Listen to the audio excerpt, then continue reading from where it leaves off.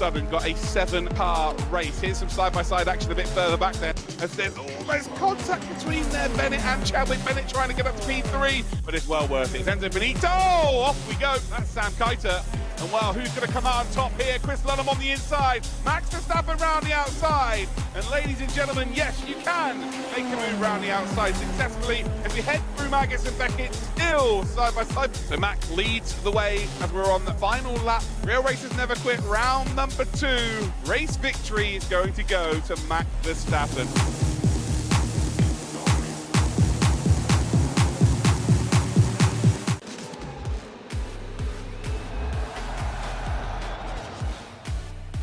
The atmosphere is great. You're having a good time. I think for a driver it's great, especially for us, being a home circuit for us. But also for the fans, it's a great atmosphere to be on.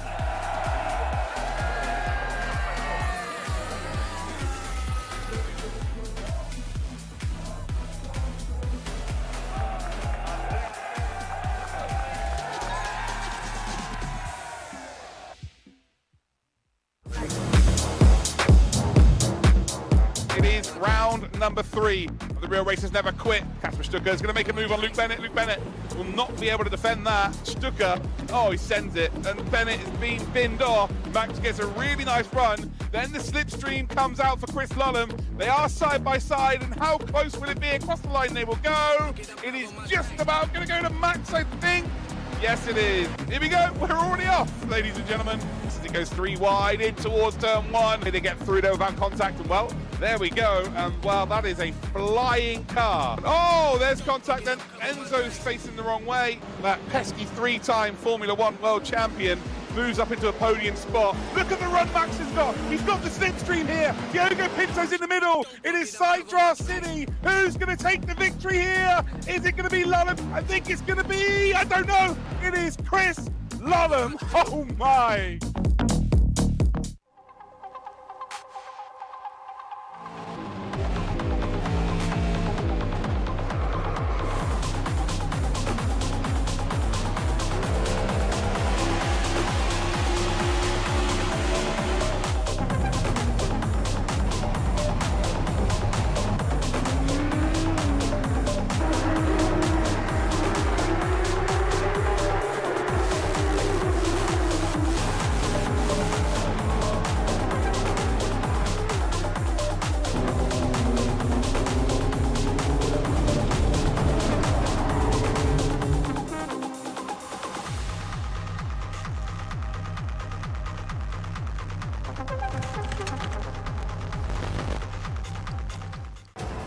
Max, you are a 3-time world champion. That's unbelievable. My big dream is F1, of course. He will be 17 when he will have his first race.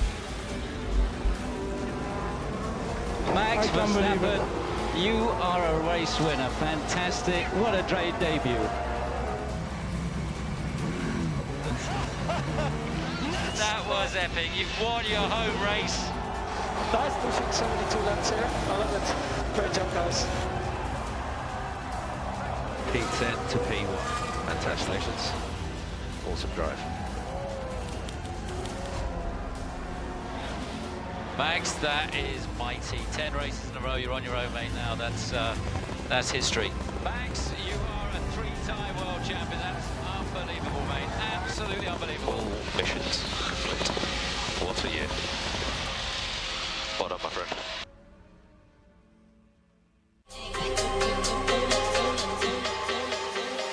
Real Racers Never Quit. Season 4, round 1 is away. There is some contact in the background. There is a spin. There is a spin. That's Alexei Nesov to Max in P5. Unfortunately, Verstappen is now 1.7 back, and there's just nothing he can do. And I think Will Chadwick's decided, you know what, I'm going for this. I'm absolutely going to go for this. I don't mind if that group of 4 behind catches up. Now look who's involved. It is an 8-way battle for the race lead. This is what we want from Real Racers Never Quit. Max there with a little touch to the back, and is that a spin? Oh, it is. Now down to P11, being caught by Dries Van Tor and Alexei Nesov. Oh, almost a bit of touchy. And all of a sudden, Gustavo Ariel managed to make himself a lovely little home in P4 from P7. Things are very much warming up. Oh, car just disappeared. That's on the Steinbreiten. And Lullen is just about going to get it, I believe.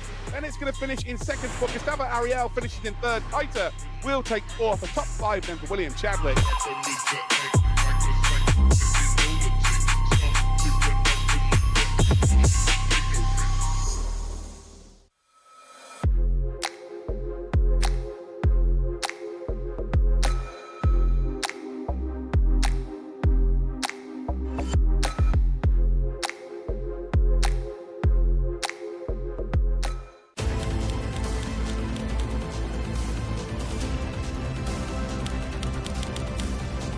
My big dream is F1, of course.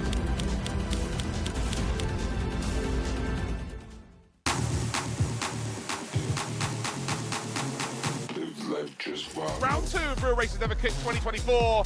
There's carnage in the background, there's contact in the background. Boy, oh boy, are they fighting here at Silverstone. And now we've all of a sudden got a 7-car race. Here's some side-by-side action a bit further back there, as there's almost contact between there, Bennett and Chadwick. Bennett trying to get up to P3, but it's well worth it. Enzo Benito, off we go. That's Sam Kiter.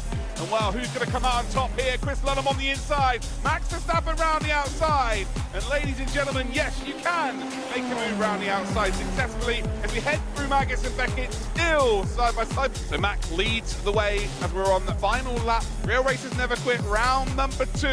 Race victory is going to go to Max Verstappen.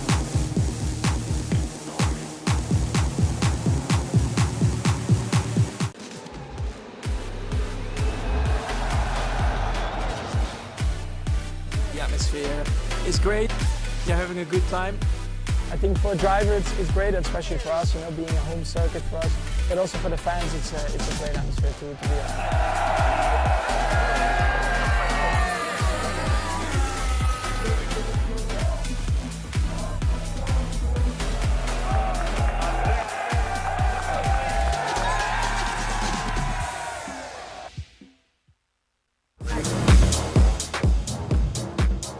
It is round number 3 of the Real Races Never Quit. Kasper Stucker is going to make a move on Luke Bennett. Luke Bennett will not be able to defend that. Stucker, oh, he sends it, and Bennett is being binned off. Max gets a really nice run. Then the slipstream comes out for Chris Lunham. They are side by side, and how close will it be? Across the line they will go.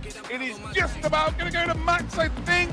Yes, it is. Here we go. We're already off, ladies and gentlemen. As it goes 3 wide in towards turn 1. They get through there without contact, and well, there we go. And well, that is a flying car. Oh, there's contact then. Enzo's facing the wrong way. That pesky 3-time Formula 1 world champion moves up into a podium spot. Look at the run Max has got. He's got the slipstream here. Diogo Pinto's in the middle. It is Sidra City. Who's going to take the victory here? Is it going to be Lunham? I think it's going to be, I don't know. It is Chris Lunham. Oh my.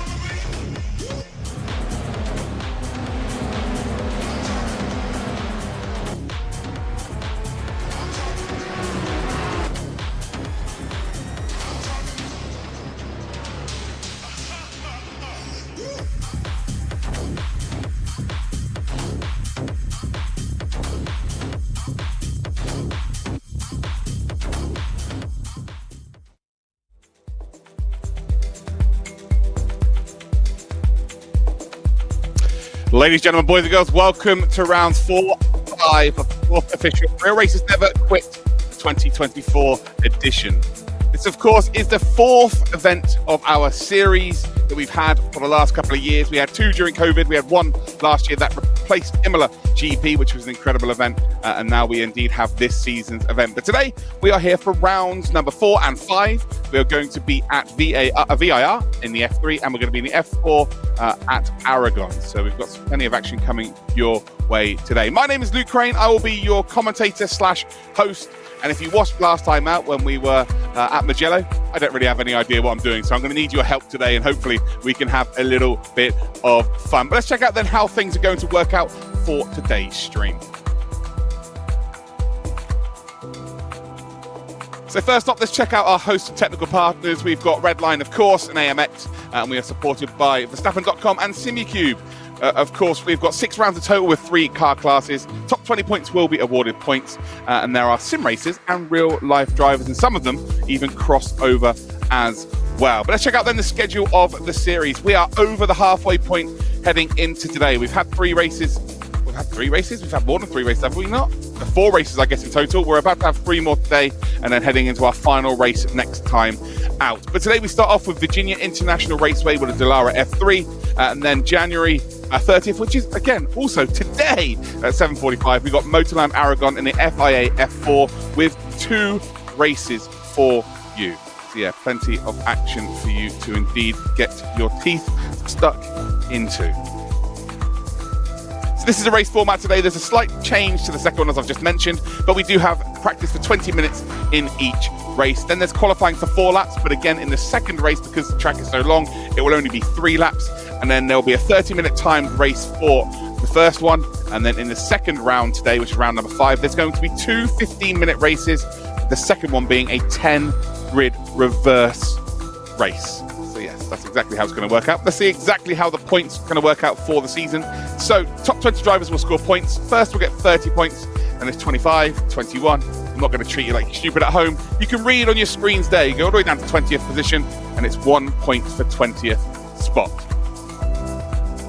But let's check out then the championship leaderboard. Chris Ludham leads the way with 110 points. He is 16 points clear of Verstappen, a big chance to go out there and win the championship today. Pinto is in third with 74 points. Bennett is on 69. Nice. Ariel is in P5 with 65 points. Chadwick's on 60. We've then got Benito on 57. Kaita on 50. Deligny on 47. Stucker on 43. Lebigra on 43 as well. Hayadal is on 16. 12 points for Sebastian Job. We have Nesov on 12 as well. 2 drivers on 11 points, Junkadea and Steinbraten. Thompson's on 9. Hauger on 8. 6 for Van Eitert. And Seppänen is on 5 points. So there you go. Let's talk about the track today then. So we are here at VIR. It's based in Alton, Virginia, half a mile away actually from the North Carolina and Virginia border. The track was opened in 1957 but closed in 1974 before being reopened in 2000. The track has hosted series such as NASCAR for testing, the AMA Superbike Championship, and American Le Mans, but most famously hosting an IMSA All-GT round since 2014. 5.2 kilometers long. It is a very unique circuit. If you are from the UK, I guess the best place to liken it to would be like Alton Park, maybe. If you run off line here, you are in trouble.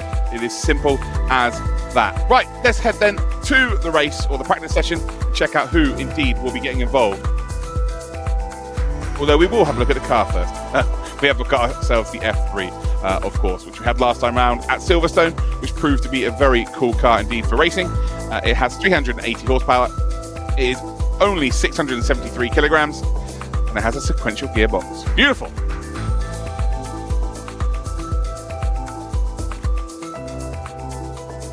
So yeah, let's head out then to the practice session. Let's see who exactly will be racing today.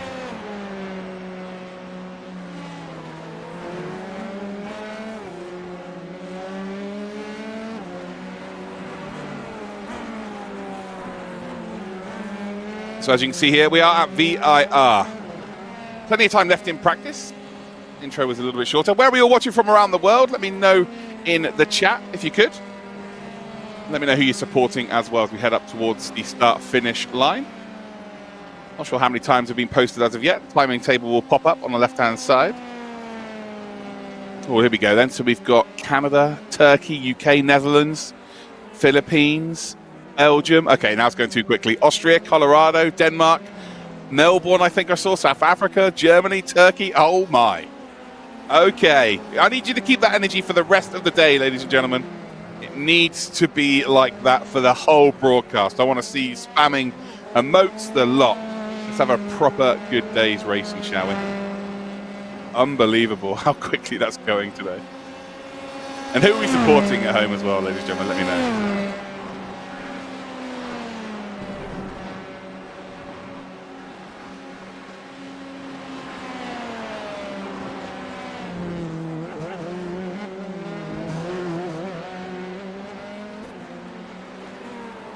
So we're on board then with Chris Lullum. As you can see in the bottom left-hand corner of your screen, he's in number 7 car today, or is he in 7th position? I think he might be in 7th position, actually. He's number 2 car. So his last lap was his fastest, a 47.584. And now he's 8th position, so a couple of people have improved on their time.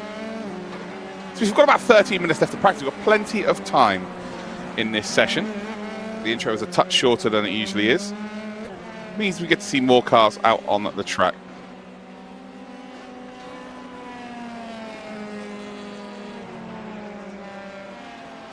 Silly Lully, seeing that in the chat always does crack me up.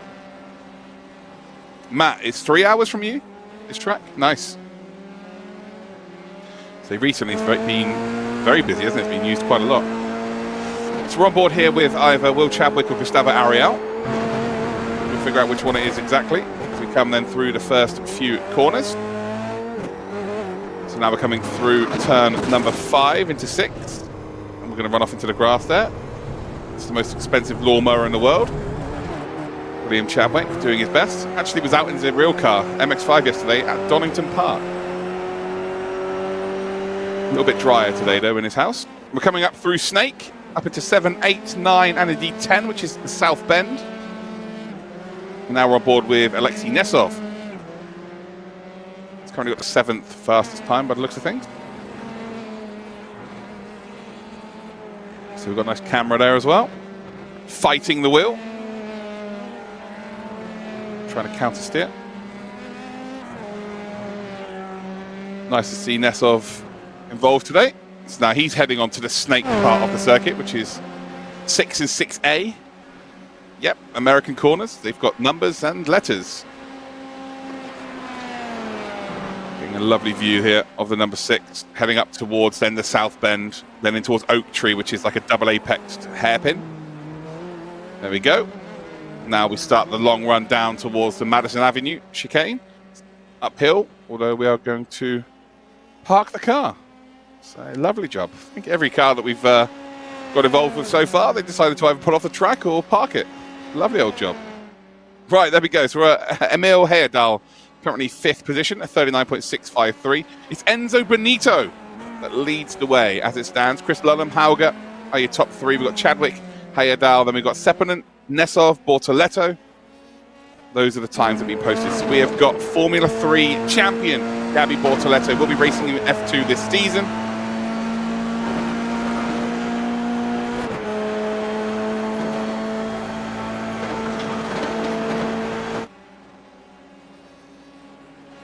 As Heyerdahl just overturns Chadwick there, moves himself up into 4th position. Ariel and Labigra are yet to get lap times in by the looks of things. We've still got plenty of time here, so 9.5 minutes to go.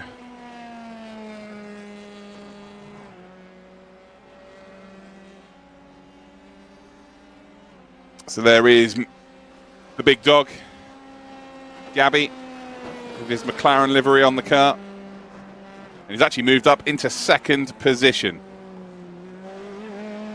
If in doubt, flat out. That is the rules, of course. Pretty used to this car. Champion in this car last year in the real series. And we'll be looking forward to venturing into the higher class car this season. And maybe a future Formula world champion. Who knows? All I know is that Gabby's ace. Good lad. There he is on our screens. Heading down towards 7, 8, and 9. It's all flat out through here. Using all the curves you possibly can. The concentration on that young man's face. Famously won the championship in a qualifying session. Whilst he sat in the pits.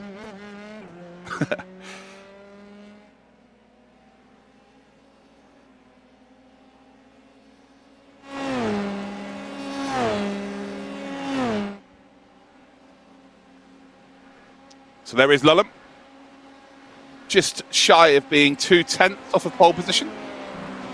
So not far at all. We've got Hauger, who's a couple of tenths further back. Chadwick then in P5. Heyerdahl, Seppänen, Nessov, Bennett, and Lebigre are your top 10. Oh, yeah, he is fighting the car. He was also at Donington yesterday in his Radical. He took a couple of his mates around the track as well. You see there the SimiCube active pedal. But it's still Enzo Benito that is the fastest as it stands. Yeah, lots of focus. Lots of focus for sure.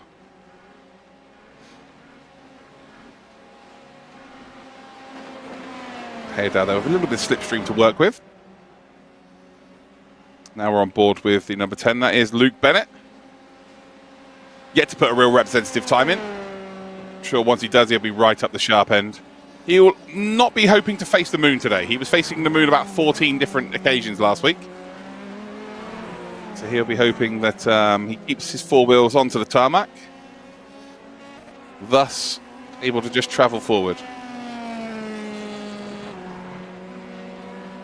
So how are we all doing in the chat then, guys? Get yourselves involved. Let me know what time it is for you.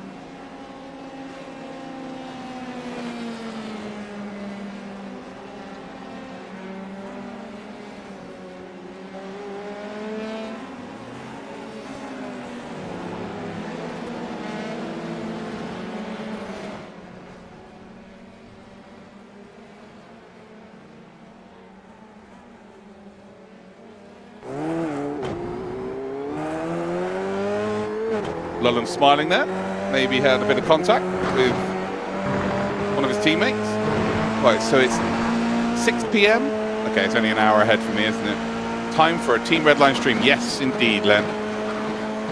Seeing lots of familiar names, which is good. Did we enjoy the stream on Saturday? Oh boy, how good was the DNLS race? That was pretty fun. A lovely onboard here. With Mr. Lulham, we're heading towards Oak Tree. So wide apex on entry, and clips the apex on exit. Now we've got the long run up the hill before we get into Madison Avenue. Yeah, Max squared. That was some duo, guys, wasn't it? But let's not forget Sebi and Diogo also winning their class. It was a good day for Team Redline. It was maybe my favorite stream I've done so far on the Redline channel, actually. The chat was incredible. We did the Photoshop of Ola. And we obviously got a really good result. It was a good day, man.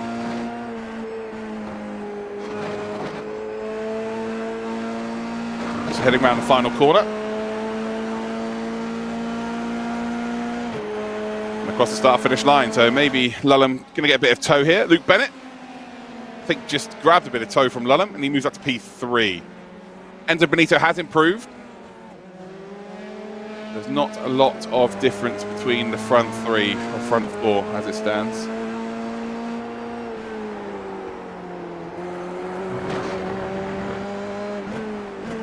So Gustavo Ariel on board with him. He's in the AMX Global car, but he is now a Team Redline driver.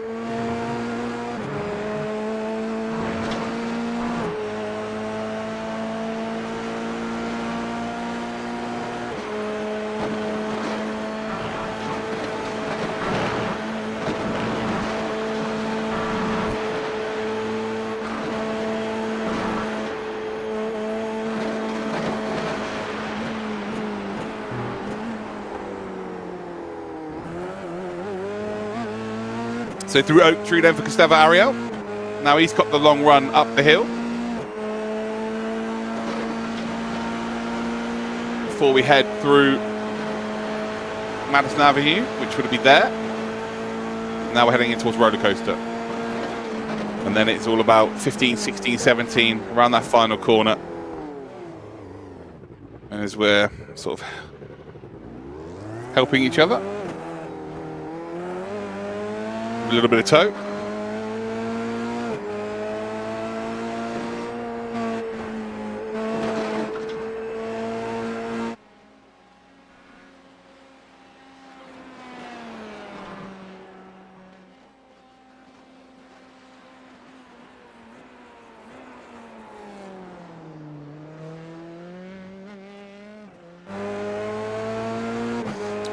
Is that Luke Bennett? It is Luke Bennett. The Luke Bennett.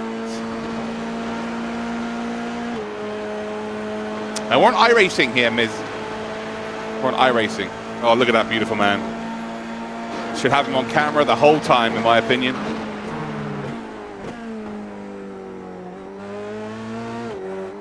Should have him on camera for the whole broadcast. I'm not sure anyone would disagree with me either. Around the final sweeping corner we will come. And Enzo seems to like this combination.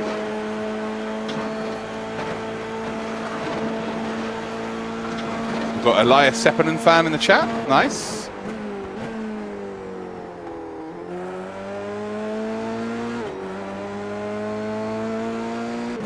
And with just about 2 minutes left to go, we will be about to head into qualification. So they've got 4 laps in qualifying.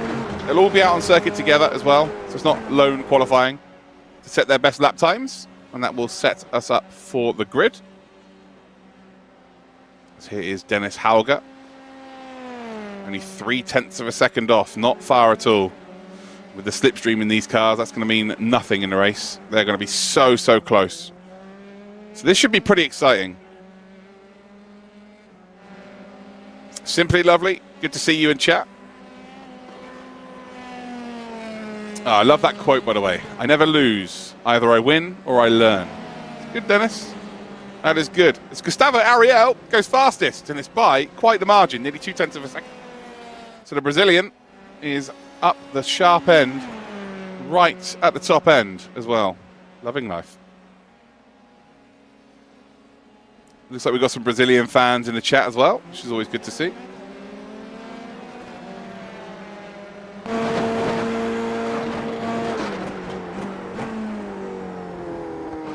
Then we're on board with Gabby. I don't think he'll have time to even finish his lap time here. Nice to see him on the grid, though.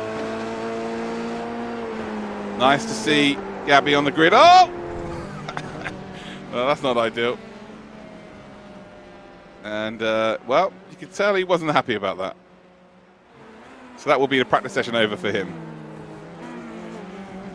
Hopefully we get to interview Gabby today. We love a bit of Gabby.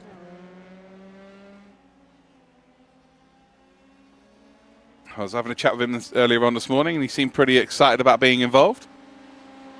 So, yeah, nice to see him. Is Heyerdahl, 9th position as it stands, but there's just nothing really between this grid. And I'm sure being racing drivers, they're sandbagging, that's for sure. Florian Lebigra, currently in 10th spot, then you've got Nesov in 11th position.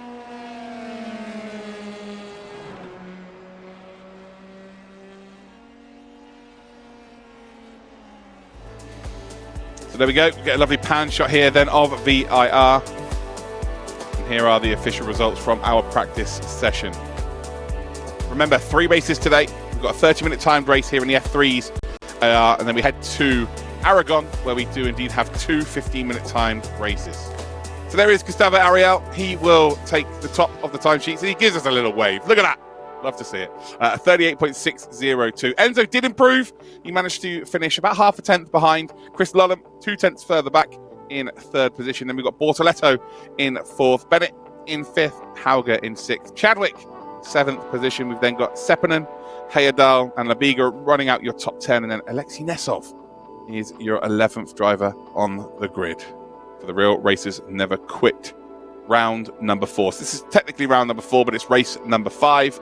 We've got 3 races for you this evening. So it's time for qualifying. And I believe we're on board here with Heyerdahl. coming through the first few corners. If we stay on board with this, I'll be able to talk you through the lap. So we're heading then through 5 and now into 6, and now we're heading up towards 7, 8 and indeed 9. Again, it's flat out all the way through this section of track. Very undulating, very easy to make a mistake. And as we come up through the sweeping left-hander, which is corner number 10, you can see it just drops down. Just got to try and hang on to that curb on the outside, and now we're heading towards 11 and 12. 12 being called Oak Tree. So you've got to try and get power down as early as possible, as you would expect, because it's a long run now down in towards Roller Coaster, which is turns 14 and 14A. Not 15, not 14 and 15, 14 and 14A. But technically, because Madison Avenue is not on this layout, it is 13 and 13A. So here we go then, up the hill. It's a blind braking zone through the right-hander, and now you've just got to try and hang on. It's quite literally called a roller coaster for a reason, right? And then we head into the final double apex corner, and it's all about getting a good run across the start-finish line, because this is the longest, fastest part of the circuit here at VIR.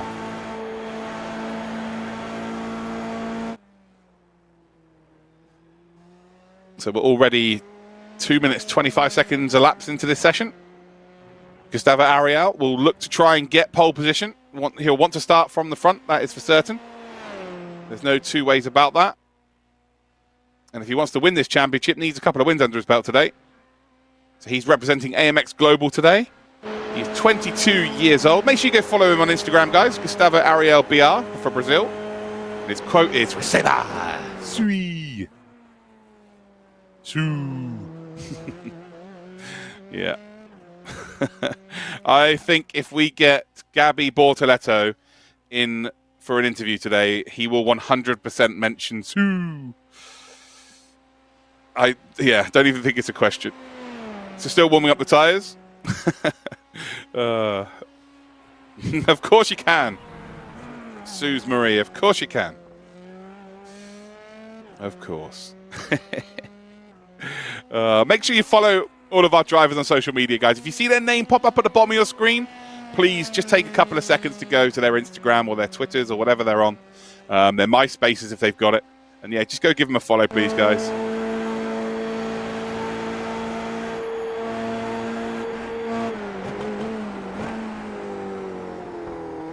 And his quote is, "Gianni is the best redline driver ever." Absolute facts there, ladies and gentlemen. Shame Gianni's not here today. And where is Gianni? Should all tag him, guys. Make you see. He's probably in the chat. He's also 20 years old. He might just 1x there, by the way, which is never ideal. Through the first sector he comes down in towards Snake. And now it is all about being flat out, all the way up towards turn 10. It's a smile on his face. He hasn't got his tongue out yet, so you know he's not pushing too hard. What socks has he got on today? I can't really see. Chris, if you're listening to the stream, mate, if you could just put your socks a bit closer to the camera, just so we can clarify. I didn't realise they were wiener dogs last time. I thought they were dinosaurs. Oh, they're the same ones again.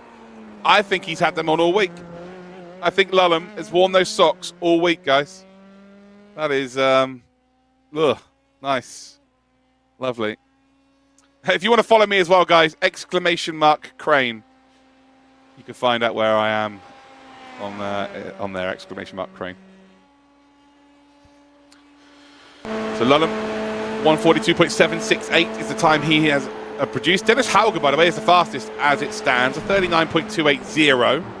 Just a little bit clear of Alexei Nesov. As you know, quite appropriately now we're on board with Alexei. The long back straight.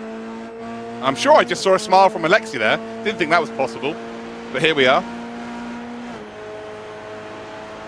Yeah, didn't think that was possible, but yeah, looks like we've seen it. At 30, well, it was momentarily a 38.8 that was P1. That was Gustavo Ariel, but it is now a 38.7 for Chris Lullum. Bortoletto moves up into third position, pushes Labigra down to fourth. Chadwick then is up into fifth spot. And as we head then across the start-finish line, Heyerdahl moves up into 8th position. Enzo Benito hasn't put a representative time, still warming up those tyres. And does Alexei Nesov find any improvement? I'm going to say he probably will. Across the line he goes. And actually, no. No improvement. So through turn number 1, this will be the final opportunity, I think. Yeah, it will be. It's a final real opportunity for Alexei Nesov. As we got a cheeky little look at the race format there, guys, just in case you didn't know.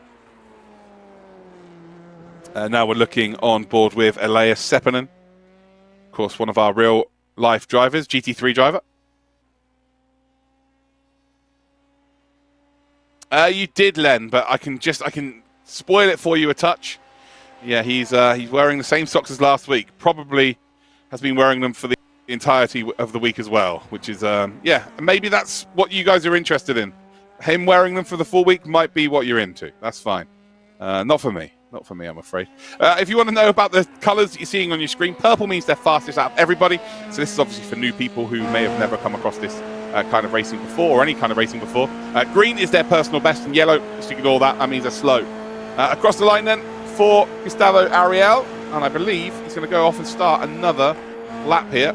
This will be his final attempt. So he went yellow, yellow, yellow, so he's definitely going slow. Gabby Bortoletti to the 38.797, which I think might have been 1x because it hasn't come up as an improvement. Luke Bennett up to pole position. Wow, okay, he's gone from facing the moon to P1 in the blink of 7 days. As Enzo Benito now moves up into P1. Oh, now it's starting to warm up here, ladies and gentlemen. Now it is starting to warm up. Who loves Enzo Benito? I love Enzo Benito. And I think that might be it, you know. That might be. I think Nesov might be on a quick one. And Gustavo might be on a quick one.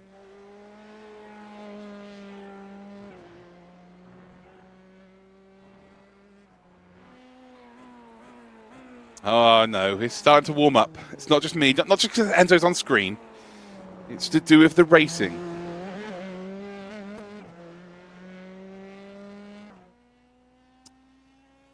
Oh, we've just had a confirmation of a new driver that will be joining the grid for the next race. After this one, so that's going to be nice for everyone to see. Right, one last shout out then, guys. Where are you watching from? Let's see how quickly you can make this chat move. I want to see the chat going absolutely bananas. If you haven't already hit that follow button on this chat channel as well, Team Redline on Twitch, now is the time to do it. Let's see if we can make this chat move so fast that I can't read it, okay? It already is. Oh, yes. Good work, everybody. Luke Bennett is now down to second position. I'm not exactly sure. It's Enzo Benito, of course. He went up to pole position. I did not miss that. It's all good. Chris Lundham does move up into second spot. Bennett is in third. And Nesov in the number 33. Around the final corner, that's going to have slowed him down. If he was on a flyer, I'm not sure how much. No, he's not. He's P9. That is not good at all. And Dennis Hauger is going to stay in P8 here with the session nearly running down. So a bit of misfortune. But Enzo Benito, ladies and gentlemen, cars. No hat today. No hat today. I've got my hair all nice and done today for you lot. So that's qualifying done and dusted, ladies and gentlemen, cars. As we bring in that cool music. So yeah, the session not quite finished as of yet. But yeah, what a qualifying session it was. Enzo Benito managing to upset Lulham's dominance so far in this championship.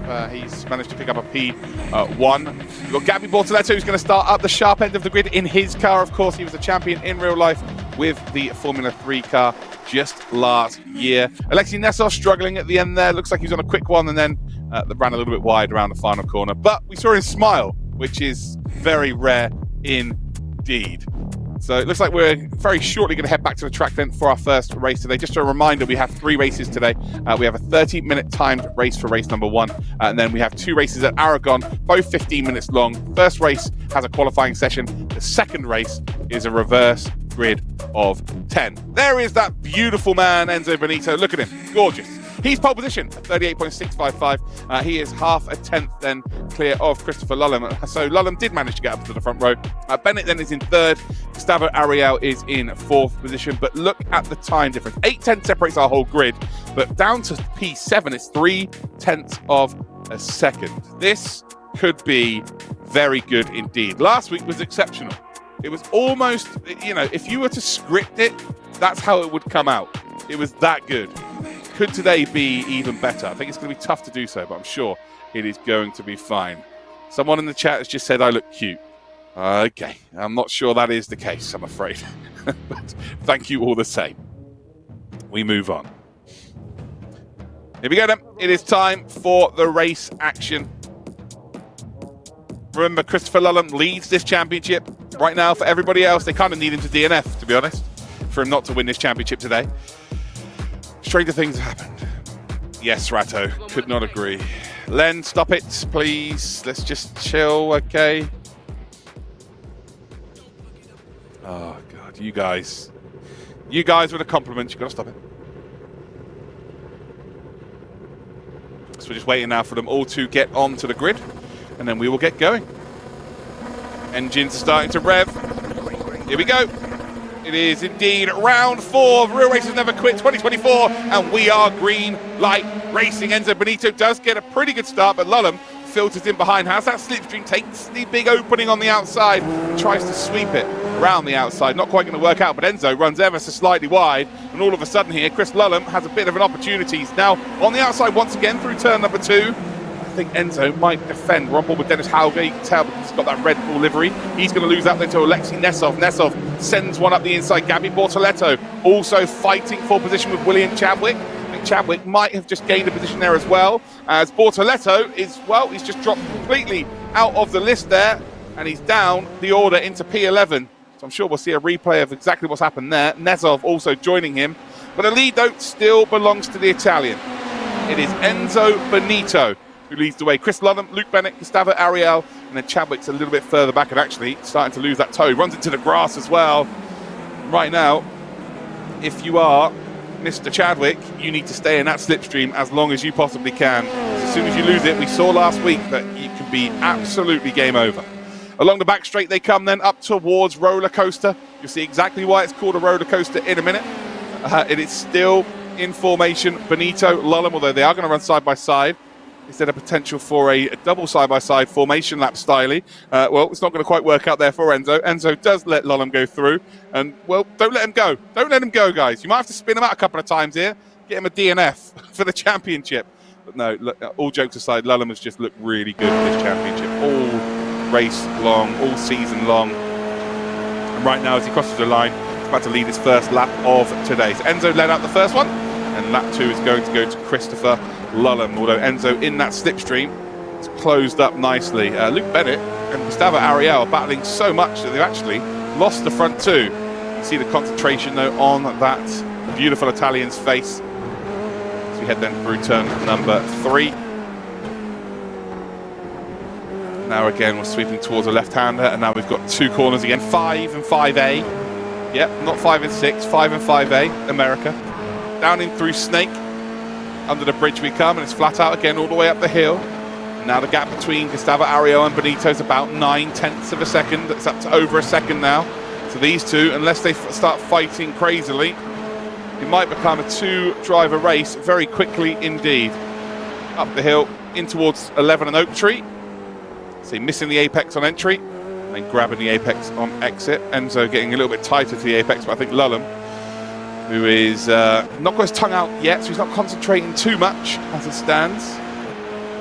He's looking to try and extend that gap. Gustavo Ariel may have just closed up a couple of tenths into that braking zone of Oak Tree, but now the gap's coming out because Enzo is squeezing up and then decides against trying to make any kind of move on Lullam. Oh, there's a tongue. There it is. It poked out a little bit. We've got the SimiCube active pedal cam as well on your screens. Major partner for Team Redline. Looks like Nesov is out of this race as well, so that means Bortoletto has moved up into a top 10.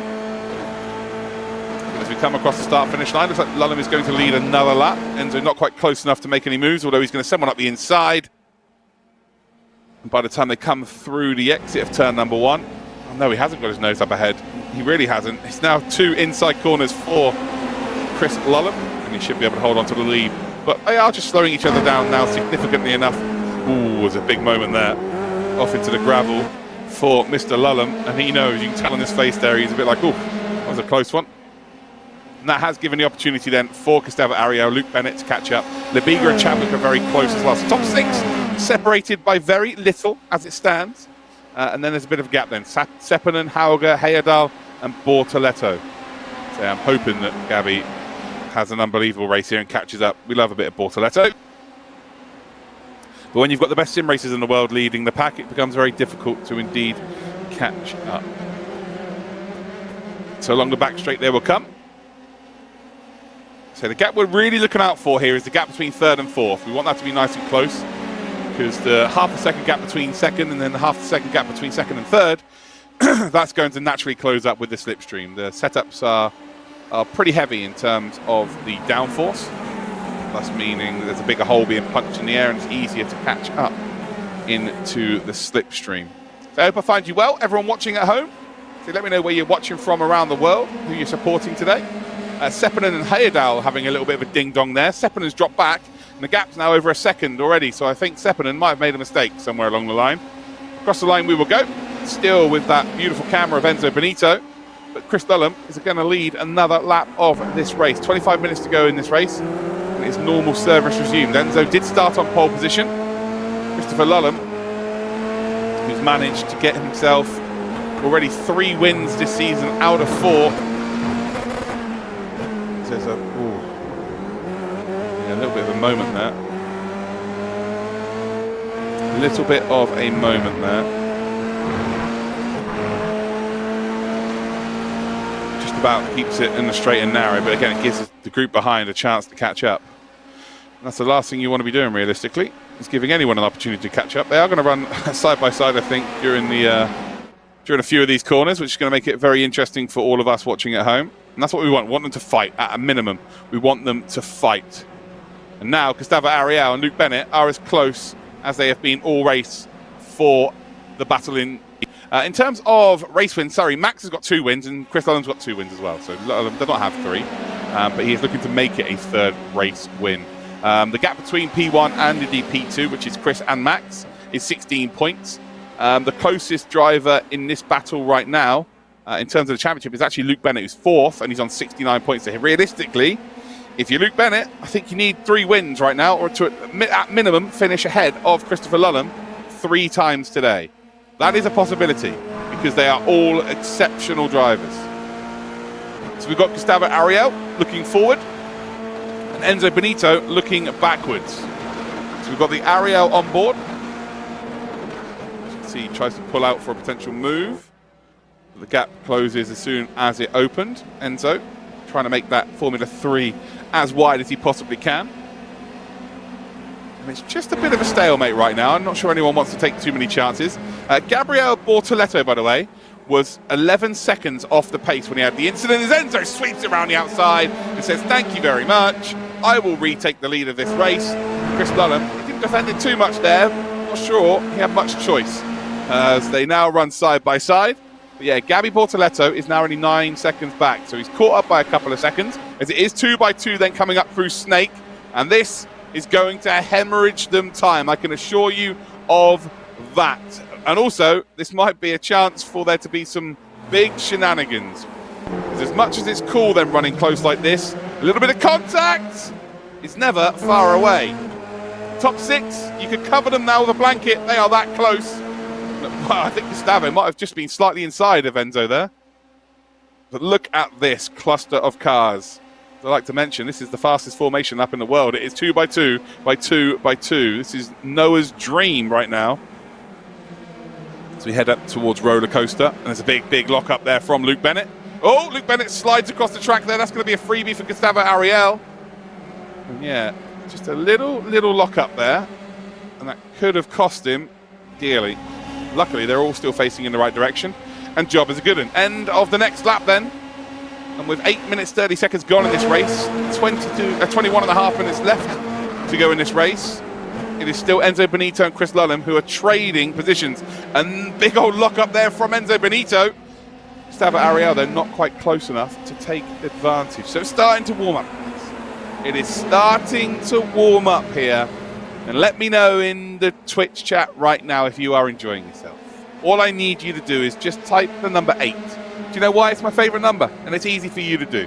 So just type the number 8 if you're having fun, because I certainly am. This is great. Through Snake once again they come, up towards 7, 8, 9. And then that fateful turn 10, setting themselves up for the hairpin of 11 and 12. Loads of 8s and then a 69. Fair enough. Hey, I'm not the number police, it's fine. Heading then up towards 11 and indeed 12. So once again, missing the apex on the entry, opening up then Oak Tree. Maximising your exit speed, heading up the hill. Got roller coaster as the next couple of corners. It's a very self-explanatory set of corners. Once we go through it, you'll be like, ah, yeah, that's a roller coaster. As we get a lovely view of Luke Bennett, and he's looking up front going, you guys want to go 3 wide? Absolutely, no problem whatsoever. I'll have a bit of that. It's a big off. Ooh, I say big off, it's a big save.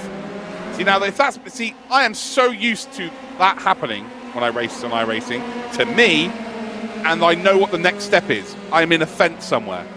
But Enzo isn't me, so I called that a little bit too much like I was racing, and not like Enzo was racing. I thought it was done. Turns out he's able to save it there. Congratulations, Enzo. You caught me out. But he's down to P4, though, so he won't be happy about that. Now he's got Mr. Leberger behind him. Enzo and Leberger were both on the broadcast for DMLS this week. They're good friends. This will be fun. But yeah, I thought that was game over. Not going to lie, guys. I thought that was game over for Enzo. But luckily, he's a good sim racer. Looks like we've got Sepinen and Bortoletto all out of this race now. So with about 19 minutes left to go of this one. It's an 8-car race, and Hauger and Heyerdahl are not far behind. So they just need these 6 at the front to battle a little bit more, and the door then will open up. The opportunity for them will open up. Do I left foot brake? Yes. Oh, that's another lock up. There's another lock up. It's an absolute send up the inside then of Chris Lullen. Momentarily, Gustavo Ariel took the lead of this race, but Lullen's going to retake the position. I had to think about it then. Yes, I do left foot brake. And wow, look at this. Oh no, on the grass. Enzo Benito might be about to make a move for the lead on the grass. And then right before the braking zone, realised actually braking on the grass is not a good idea here. I should probably go back onto the tarmac. Does successfully, and then holds on to P3, although there's a bit of a mistake here. Florian Lebigra from P5 at the start of this lap, now up to P2. The French phenom doing his thing. We'd love to see it. We absolutely love to see it. Across the line they go. Now it's a 5-way battle for the lead, although Dennis Hauger now is getting involved with Luke Bennett. And you've got Heyerdahl a little bit further behind. So I think there's a couple more moves, a couple more side-by-sides from the lead group. And all of a sudden, this lead group of 8 will become 8. Very closely as well. 6/10 though, the lead for Gustavo Ariel. The Brazilian now in the lead. I saw the chat. The chat went bananas when he took the lead. The Brazilian flags flying everywhere. We love to see that as well. But yeah, Gustavo currently looking good. Lebigra in second, getting a lovely instant replay then of Bennett. Oh, he spun. Okay, so I didn't see him actually half spin. And the fact that he's still intact is quite ridiculous. That's some recovery. Going to have very warm tyres now. Could probably fry a couple of eggs on him. But he is still involved. Got another lock up there from Lebigra. See the smoke up in the air. So Bennett has now got to try and drag Hauger and Heyerdahl. Need Heyerdahl just closing a couple of tenths, get into that slipstream, and he should be golden. So much Brazilian support today.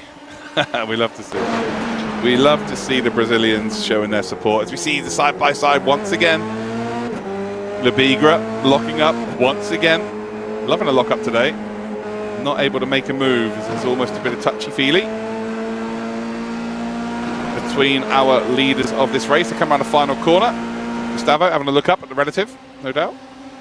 Trying to figure out exactly where they are. Bit of bump drafting happening in behind as well. And look at this, it's going to be 4 wide. It is going to be 4 wide. Gustavo Ariel holds on to the inside of the circuit. Florian Lebigra, well, he nearly gets taken out there by Gustavo running through the apex of the corner. A little bit of argument, Bargington then, return number 2. Lebigra cutting the grass as well. And the front 5 separated by nothing. Bennett catches up by a couple of tenths as well. He needs a bit more of this though if he wants to go and get involved in this race victory. The race lead though still Gustavo Ariel. And we've had right now, Lullum, Benito and Ariel have all led this race. Momentarily though, Lebigra did just get his nose in front. So we've officially had 4 different race leaders, and we do have that once again now. So there is Lebigra. Oh! Well, they were racing, and Gustavo, to avoid any kind of contact there, just drove onto the grass. And that was probably the best decision he could make there. And now all of a sudden he's down to 4th position. So Lebigra now is our 4th different race leader. Luke Bennett's now caught up to the back of this pack. Dennis Hauger is now caught up to the back of this pack. And well, it's a 7-way battle for the race lead. Florian and Gustavo have just got into it. And the best thing about this is that they are both still facing the right way. So we're good. Gustavo is still in this race. Florian's still in this race. We can all be happy about that. Chris Lullum, by the way, doing what Lullum does. Retakes the lead of the race. Be doing that for the entirety of this championship. Doesn't look like that's going to stop again here at VAR. Across the start-finish line, they will go. We get a lovely look on camera. See if we can stay on board with him until he gets into that braking zone, because I believe we're about to see the tongue pop out when it starts braking. But there you go. We're going to see the active pedal in its full glory. There it is. There's the tongue. I told you guys there will be a tongue into the braking zone. And as if by magic, there it is. He's now got to try and hold on to this position as Florian Lebigra just about got into the lead again. And it's still side by side between the two of them. Lullum is going to have to sweep around the outside. Lebigra with a big old lock-up once again. And actually, a little bit of a mistake there on the exit as we head through Snake. But Lebigra is going to hold on to 2nd position. So the tongue did come out. Tongue did come out.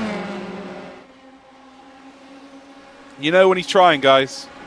Oh, side by side again. Gustavo Ariel on the inside at the exact part of the circuit where he got boinked off earlier on. Probably not the best idea to be there, but here we are. He's just going for it. As in front now, Lullum got a bit of a gap to work with. Gustavo Ariel, through the most technical part of the circuit, probably the most dangerous part of the circuit, it's gone from 5th up to 2nd.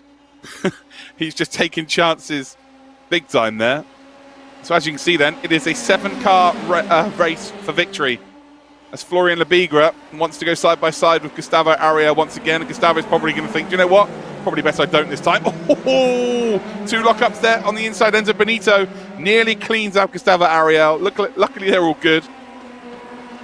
And they're just starting to jostle for position a little bit too much now, I think. It's going to cost them time. Although I'm not sure they're that worried at this point. Will Heyerdahl get a chance to catch up here? If he can put in a couple of really good lap times, this group's going to slow each other down. We've got people in the chat saying, come on, go get Chris. We kind of, as much as we love Lully, we kind of don't want him to win this one. We would prefer him to maybe finish at the back. We need him to finish at the back. The Discord link's broken. Can you please, someone send me a tweet. Someone send me a tweet so I can read it later on. Be reminded, and I'll change it for the next broadcast. Okay, guys? I can't do it now. But yeah, someone just sends me a tweet saying Redline Twitter, Redline Discord link, stream, or something like that. I'll get to doing that in a minute. So we're getting a lovely look then from the back of Florian Lebigra's car. He's got Christopher Lullum up ahead of him, but he's got the views of Enzo Benito. Look at Enzo. Enzo taking a beautiful line through there. A little bit later on the brakes, not going to be able to find an opening as we head onto the back straight. Lebigra struggling to get that power down. You can see that Enzo already starting to catch up, and I think he might be being nudged through as well. I think Ariel might be giving him a bit of a bump draft. As we head up towards Roller Coaster. Oh, it'd be good to see this view from here, actually, of Roller Coaster. See the 2 drivers side by side. Does Enzo look to make a move? No, not quite close enough. They closed up to the back then of Christopher Lullum in that number 2 car. Now you're going to see him sweeping left, trying to hang on to the track through the right-hander. And now into the final corner they go.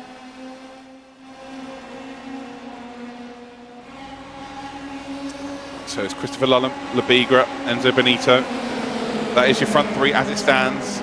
Although it's about to be 3 wide up towards turn number 1. Surely this is going to end badly.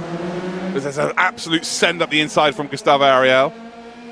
Looks like Lebigra is going to hold firm here. It has 2 inside lines to go. I think Enzo Benito fancies a chance at leading this race. Decides against it. Enzo's got a big smile on his face, which is always nice to see. Look how close they are getting in behind. Now they head through 5A onto Snake. And now it's flat out again all the way up the hill, but this is where Gustavo Ariel likes to catch everybody out. It's now a front 6 here, so it looks like Dennis Hauger has just dropped off ever so slightly. You can see in the background then, Luke Bennett in at number 10, trying to make it 3 wide. He is, well, he's boxed in, I think is the technical term.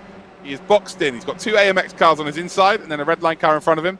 Not really much you could do about that. They just, at this point, look like, oh, no, that's not good. I think Chadwick's just been sent around. Yeah, Chadwick has been sent around. That is going to be a P8 for him. And I'm not sure whether there was actually any contact between the two of them. That was less than ideal.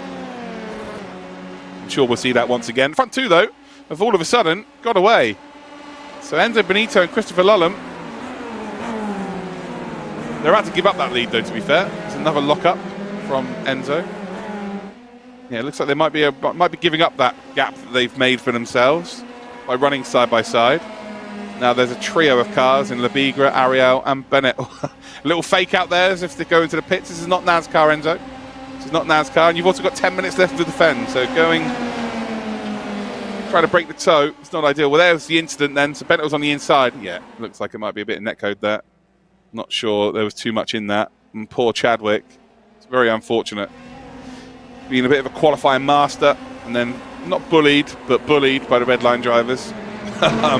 Because there's just so many of them, and they're able to work together against him. But he's been mixing it with all of the top drivers during this series. He's done really, really well. So, yeah, big shame that that's happened there. And it looks like he's out of this race.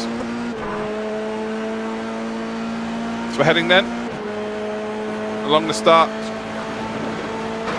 of the snake section, up through 7, 8, and 9. Look at this. Look how quickly they can close up to the back here. 0.8 of a second separating the front 2 to then Gustavo Ariel, Florian Lebigra and Luke Bennett. And realistically, for our championship to stay alive, we need Luke Bennett to go out there and win this race. So Bennett needs to get up to the lead of this race.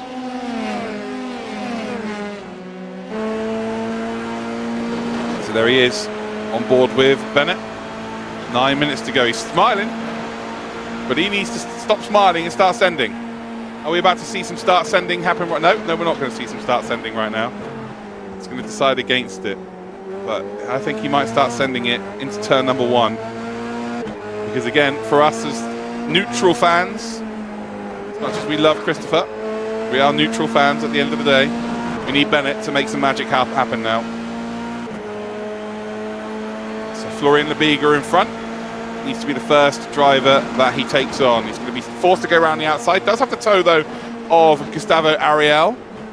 If Gustavo breaks late, then he does have an opportunity to go around the outside of Lebigra. Lebigra is going to make this very, very difficult. Getting some lovely views there of the front right and front left of Luke Bennett and Florian Lebigra. And that's one negotiated. Successfully negotiated overtake there from Luke Bennett. 3 to go for him. Keep this championship alive for himself. Through Snake. Lost a bit of time there trying to make that overtake. So he's now going to spend this rest of this lap trying to regain it. And I think Florian Lebigra has decided, I'm going to help you here, Bennett. I'm going to push you through towards the leaders.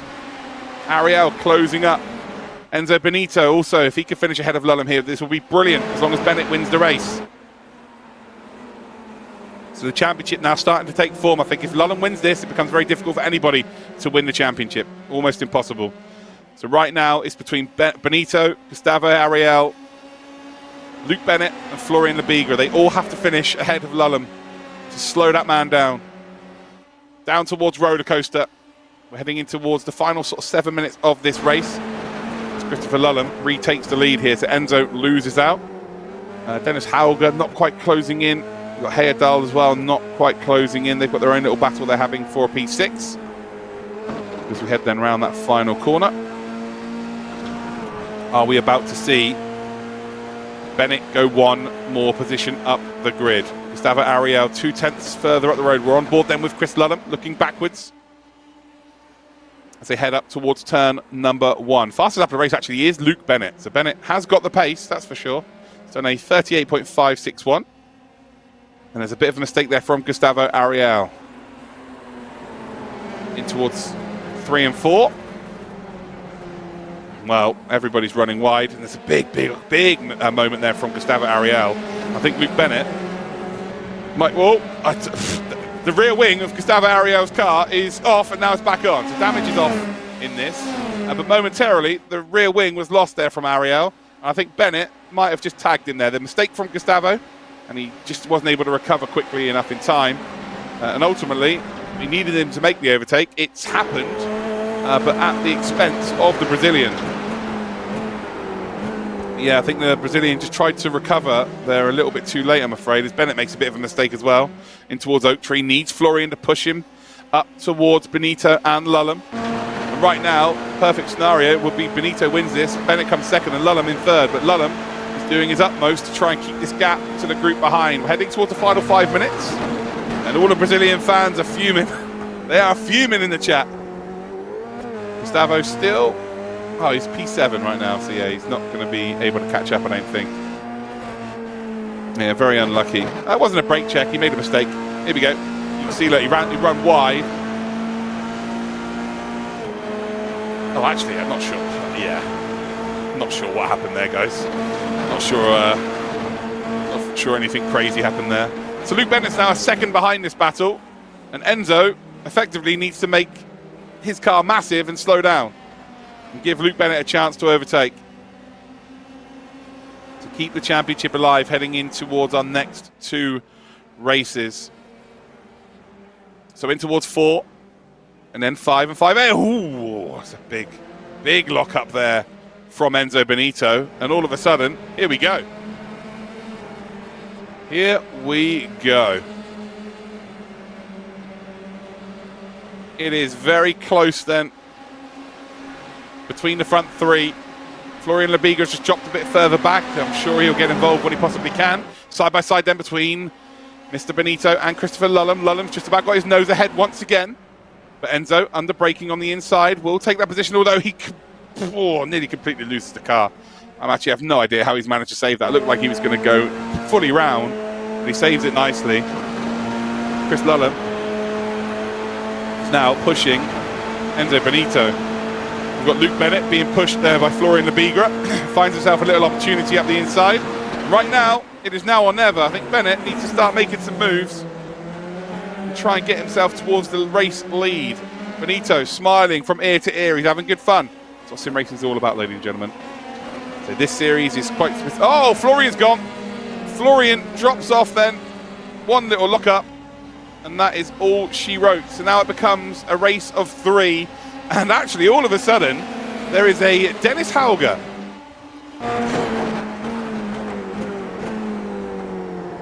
There is a Dennis Hauger.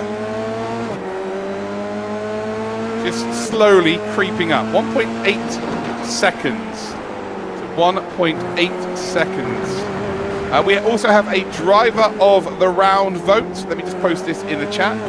So, Team Redline. So there you go, guys. Make sure you go to Twitter and you can vote for your driver of the round.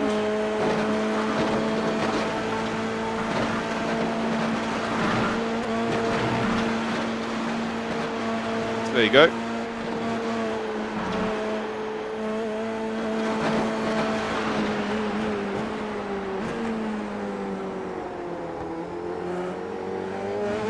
So there you go, guys. You can vote for your driver of the round. And then I'll let you know exactly who won, so you get your chance to vote. 5 minutes you've got to vote. So now it's all about the race victory. 27.5 minutes gone. Well, actually, no, 28 minutes gone here. Chris Lullum finally makes his way back up into the lead, and Luke Bennett, well, he's got to have that cutting edge now. As we see another lock up there from Enzo Benito. This is going to be close as to whether this is the last lap, you know. I'm not sure whether this is going to be the last lap. I think they might have 2 more tours of VIR. Yeah, they definitely do. So 2 more laps then remain. Well, we're on board with Enzo Benito, who will probably look to go around the outside. Yeah, Lullum will force him to go around the outside to go across the start-finish line. And there is Luke Bennett. Luke Bennett, who effectively has to win this race, or at least finish ahead of Lullum, to try and take the championship to the final few rounds. So if Lullum finishes ahead of both of these, it's almost guaranteed to be Lullum's championship. As Bennett then tries to sweep it round the outside of Enzo Benito. Chris Lullum slides it into the gravel. So even though those two went side by side, Lullum lost so much time. Now onto the back part of the circuit, sector 2, in through Snake. Again, it's all flat out, all the way up the hill. And is there an opportunity for an overtake from Bennett? Trouble is, they go 2 by 2 at front. Bennett very much struggles to find any kind of gap to work with. We've got the Bennett on board to the bottom right-hand corner. Might be an idea to keep this on for the rest of this race, in all fairness. He is the key in terms of our championship. Oh, no! There's contact then between Enzo and Bennett. Oh, no, it's Lullum and Bennett. So Bennett has just had a bit of contact then with Christopher Lullum, and all of a sudden, then that gives Dennis Hauger a chance. Hauger moves up to 3rd spot, and is he going to be able to move up into 2nd position? He gets across there. Luke Bennett's been sent into the wall, and well, that might be the championship over then. Dennis Hauger just drove across the front of the red line driver's car, and ultimately, that might have just cost us a last lap battle. Oh, it's such a shame. That is such a shame. As we come across the line, this is checker flag. So Enzo Benito is going to take the victory. Dennis Hauger is going to finish in 2nd. Chris Lullum is into the pits. Enzo's kind of a bit like, I don't really know what to say about that. And, wow, Lullum, I think he's gone into the pits to let Bennett go by. Because he feels guilty? I don't know. I don't know what's happened there, but Bennett does finish ahead of him. So officially, I think Enzo's just won this race. Wow. Yeah, there you go, guys. Race number 1 of the day, and it was bananas.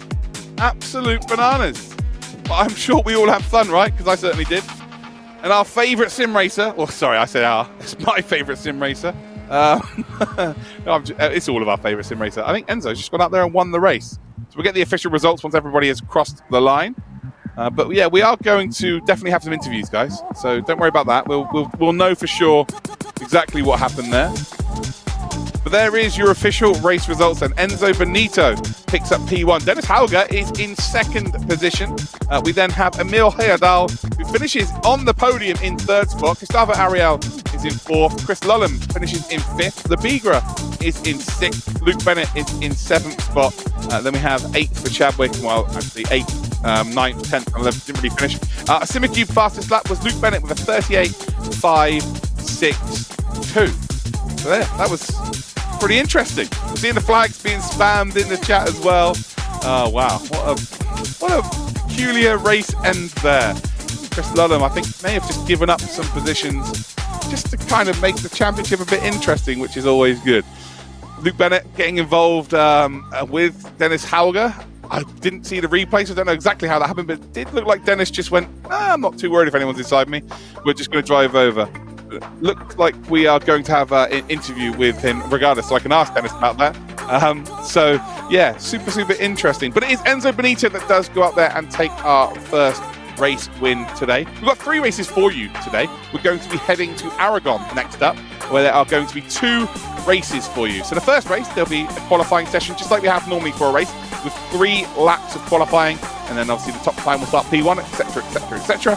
And then we have a second race, which will be 15 minutes long, and the top 10 from race 1 will be reversed. So that should be pretty interesting for you all to watch. Got some funky tunes off in the background. But then we head to our final race next week, which is going to be the GT3 round at Fuji, which would be interesting. I'm not a big fan of Fuji, but if they take the chicane out, I think I'll be pretty happy. But let me know where you are from around the world in the chat, and let me know who you are supporting in our Real Racers Never Quit. And let us know if you've enjoyed the Real Racers Never Quit as well. I think it's been a pretty cool championship to have. Obviously, the previous ones have been sort of individual events. This one was more of a championship, with a little bit of storyline to tell between rounds. But yeah, you'll have to let me know exactly whether you've enjoyed it or not. It really is as simple as that. I'm just waiting to find out.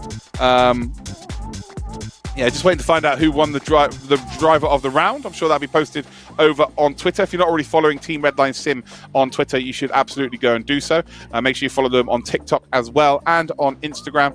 You can find loads of little short content on there when we have streams and stuff like that. Some funny stuff happens during the streams, not going to lie, and it tends to get posted. Normally when I make mistakes, Issa puts it up on the old interwebs, so that's always a good thing. But yeah, where are we watching from? So we've got some people from the USA. Did we watch Daytona together? We watched Daytona a little bit. We did watch Daytona a little bit, that's for sure. Well, anyway, it looks like we're going to have the next race coming up in about 15 minutes, ladies and gentlemen. F4 at Aragon. So that should be fun. I think we are going to have a cheeky little interview with our race winner, which is Enzo. And he also won Driver of the Round. I always love talking to Enzo. Obviously, we spent 4 hours together on the weekend. Well, actually, no, to be fair, he turned up late, didn't he? Yeah, we should be able to speak to him very, very shortly indeed. So yeah, Enzo is your Driver of the Round. I think Lulham didn't finish ahead of Bennett, so now Bennett is going to lose more ground. So in terms of how the championship looks, I'm not too sure, but Lulham still getting a top 5 is, yeah, pretty good. Pretty good points, that's for certain. Aragon up next, though. New track to the iRacing service. Came into iRacing, I can't remember when actually. Was it season 2 last year, maybe? All I know is me and Enzo did a load of Ferrari fixed races around there for the first part of the season. So yeah, it was pretty good fun. But it looks like we actually do have our first interview then, and it's going to be Chris Lulham. So this should be interesting because I have no idea what happened to him at the end of the race, but I'm sure he's about to explain exactly how that went down.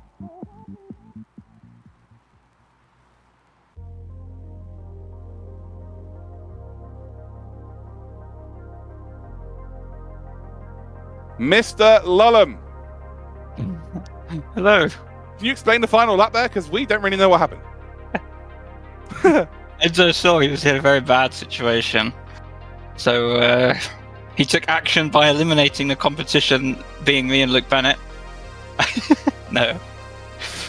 It's just a bit unfortunate. He tried to slow down a little bit on the just before the corner so we wouldn't get a run on the exit. And then it caused a bit of a check-up effect, which took out me and Bennett before we could get onto the last straight. But no, I mean, yeah. It was not the cleanest race. No, it was interesting to say the very least. I don't think many cars made it to the end, but no, it was a good combo though. It's just very difficult to race. A bit of a narrow track with a lot of netcodes. So. Why'd you go to pits? I had a drive-through from the contact at the end. Oh, right. So it's a legit drive-through. Yeah. I thought you were letting people go. Can you talk people through the whole tongue, please? Because I mentioned it. I even called it a couple of times. I'm like, wait, he's going into break now. Here comes the tongue, and instantly it comes out. Oh. Can you explain it a little bit? Obviously, it's a major part of your driving style. I don't know how to respond to that question, to be honest. I don't notice it. It's not something I'm doing consciously. It's just happening. All you need is a tail, and you'd be like a happy dog, mate. It's quite ridiculous. Oh dear. But I think you're still leading the championship, by the way. So I think that was. I think you've even extended your lead in the championship, even though it's that drive-through. So you've done pretty well. So off to Aragon we go. Yeah. This is a more difficult combo, that's for sure. No, I think we've got a few more drivers coming in as well, so that should be Yeah. fun. But I'll see you there, then, mate. Good luck. Have fun. See ya.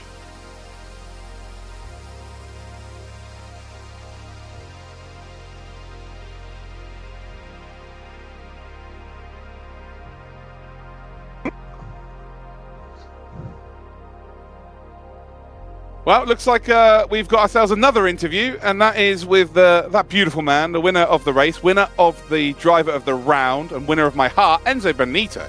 How you doing, mate? Hello. Ciao. Ciao, Bella. Yes, I'm the winner. Yeah, you are. You lasted the longest, I think is probably the better way to put it. No. I put it on ball, mate. Come on. I was super quick. That was like playing Warzone 4.0. Yeah, I got a couple of people wanted to kill me because of my very good performance. But in the end, I managed to escape.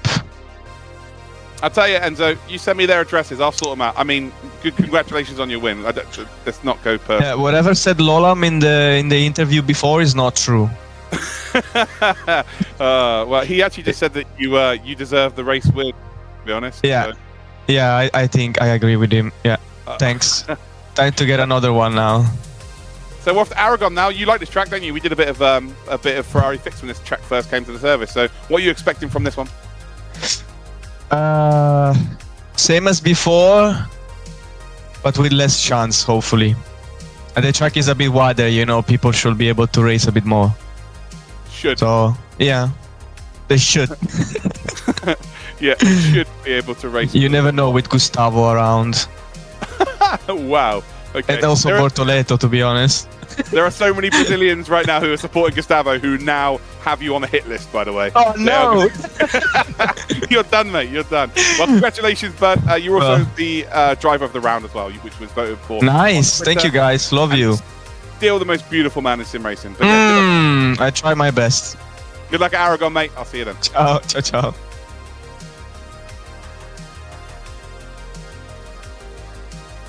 So there you go. There's an interview with Chris Lullum and Enzo Benito. We're going to head to a quick break here where you'll get to see some adverts and all that good stuff. Make sure you stick around. Go grab yourself some food and some snacks, ladies and gentle cars, because we are heading to Aragon next for a double header.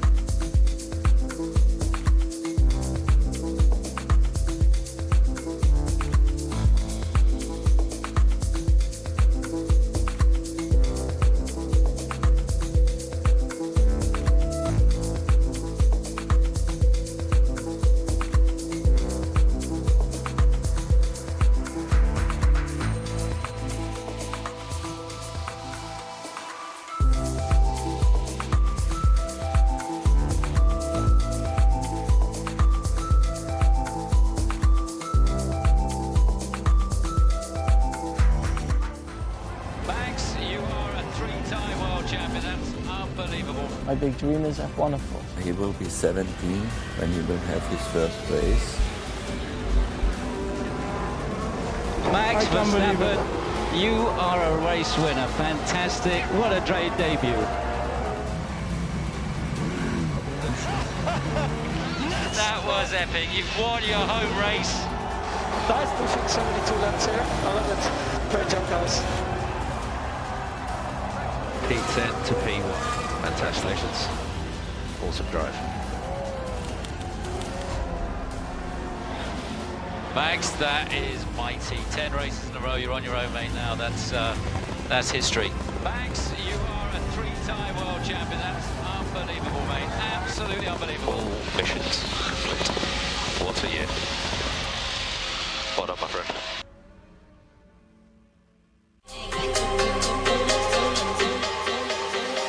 Real Racers Never Quit, Season 4, Round 1 is away. There is some contact in the background. Is there a spin? There is a spin. That's Alexei Nesov to Max in P5. And unfortunately, Verstappen is now 1.7 back, and there's just nothing you can do.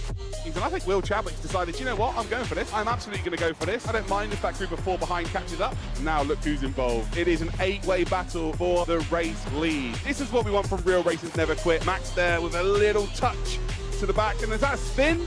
Oh, it is. Now down to P11, being caught by Dries Vantor and Alexei Nesov. Oh, almost a bit of touchy. And all of a sudden, Gustavo Ariel managed to make himself a lovely little home in P4 from P7. Things are very much warming up. Oh, car just disappeared. That's on the Steinbreiten. And Lullum is just about going to get it, I believe. And it's going to finish in second spot. Gustavo Ariel finishes in third. Kiter will take fourth. The top 5 then for William Chadwick.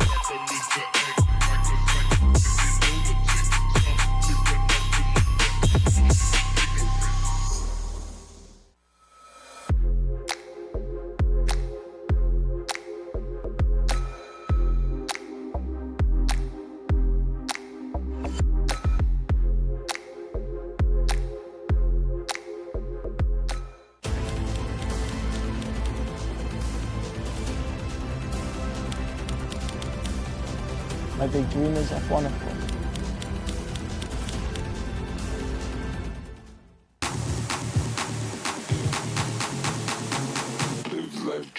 Round 2 of Real Races Never Quit 2024. There's carnage in the background, there's contact in the background. Boy, oh boy, are they fighting here at Silverstone. And now we've all of a sudden got a 7-car race. Here's some side-by-side action a bit further back there, as there's almost contact between there, Bennett and Chadwick. Bennett trying to get up to P3, but it's well worth it. It's Enzo Benito, off we go. That's Sam Kiter. And well, who's going to come out on top here? Chris Lullum on the inside, Max Verstappen round the outside. And ladies and gentlemen, yes, you can make a move round the outside successfully as we head through Magus and Beckett, still side by side. So Max leads the way as we're on the final lap. Real Racers Never Quit, round number 2. Race victory is going to go to Max Verstappen.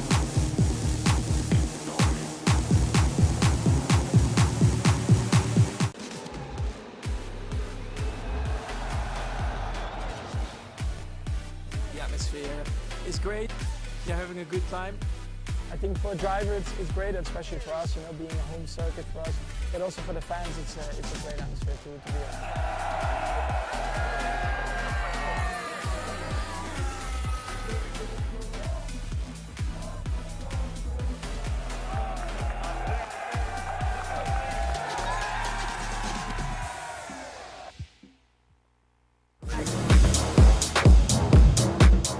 It is round number 3 of the Real Racers Never Quit. Kasper Stucker is going to make a move on Luke Bennett. Luke Bennett will not be able to defend that. Stucker, oh, he sends it, and Bennett is being binned off. Max gets a really nice run. Then the slipstream comes out for Chris Lullum. They are side by side, and how close will it be? Across the line they will go. It is just about going to go to Max, I think. Yes, it is. Here we go. We're already off, ladies and gentlemen. As it goes 3 wide in towards turn 1. Did it get through there without contact? And well, there we go. And well, that is a flying car. Oh, there's contact then. Enzo's facing the wrong way. That pesky 3-time Formula 1 world champion moves up into a podium spot. Look at the run Max has got. He's got the slipstream here. Diego Pinto's in the middle. It is Sidra City. Who's going to take the victory here? Is it going to be Lullum? I think it's going to be, I don't know. It is Chris Lullum. Oh my.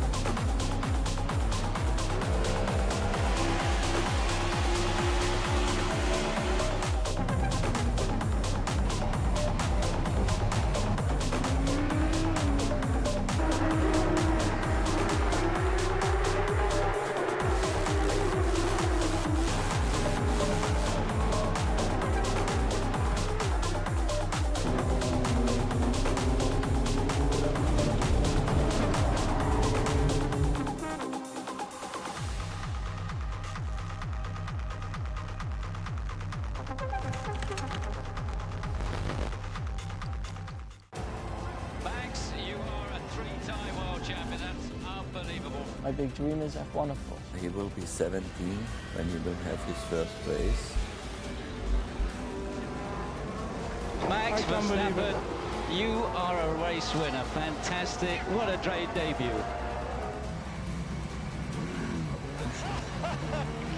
That was epic. You've won your home race. Nice pushing 72 laps here. I love it. Great job, guys. P10 to P1. Fantastic. Awesome drive. Max, that is mighty. 10 races in a row, you're on your own, mate, now. That's history. Max, you are a 3-time world champion. That's unbelievable, mate. Absolutely unbelievable. All missions complete. What a year. Well done, my friend.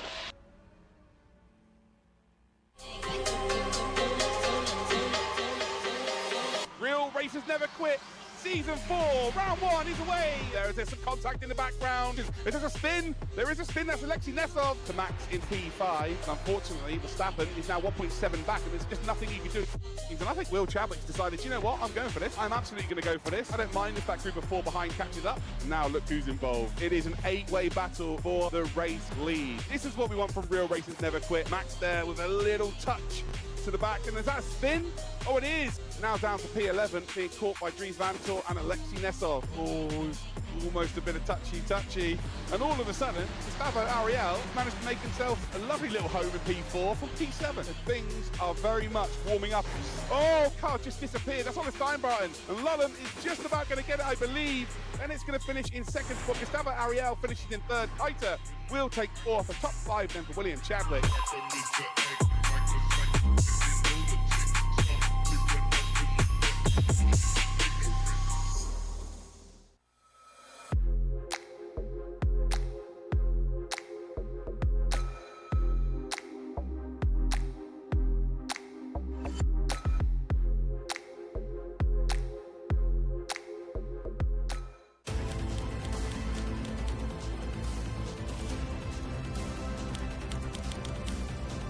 My big dream is F1, of course.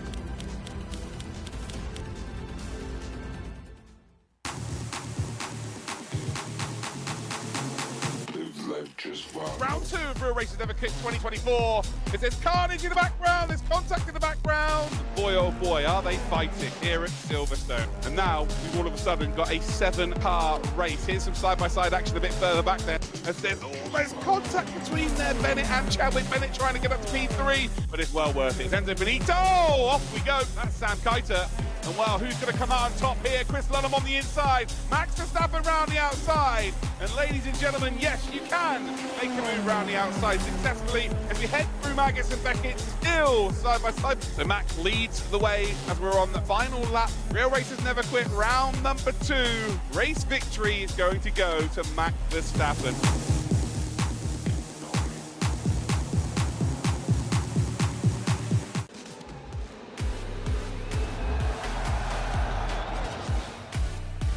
The atmosphere is great. You're having a good time.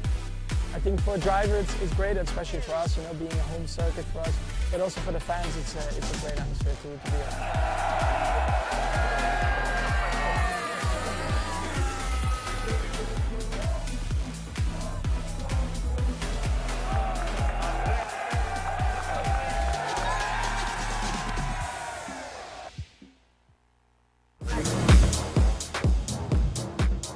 It is round number 3 of the Real Racers Never Quit. Kasper Stucker is going to make a move on Luke Bennett. Luke Bennett will not be able to defend that. Stucker, oh, he sends it. And Bennett is being binned off. Max gets a really nice run. Then the slipstream comes out for Chris Lullen. They are side by side, and how close will it be? Across the line they will go. It is just about going to go to Max, I think. Yes, it is. Here we go. We're already off, ladies and gentlemen. As it goes 3 wide in towards turn 1. Did it get through there without contact? And well, there we go. And well, that is a flying car. Oh, there's contact. Then Enzo's facing the wrong way. That pesky 3-time Formula 1 world champion moves up into a podium spot. Look at the run Max has got. He's got the slipstream here. Diogo Pinto's in the middle. It is Sidra City. Who's going to take the victory here? Is it going to be Lullen? I think it's going to be, I don't know. It is Chris Lullen. Oh my.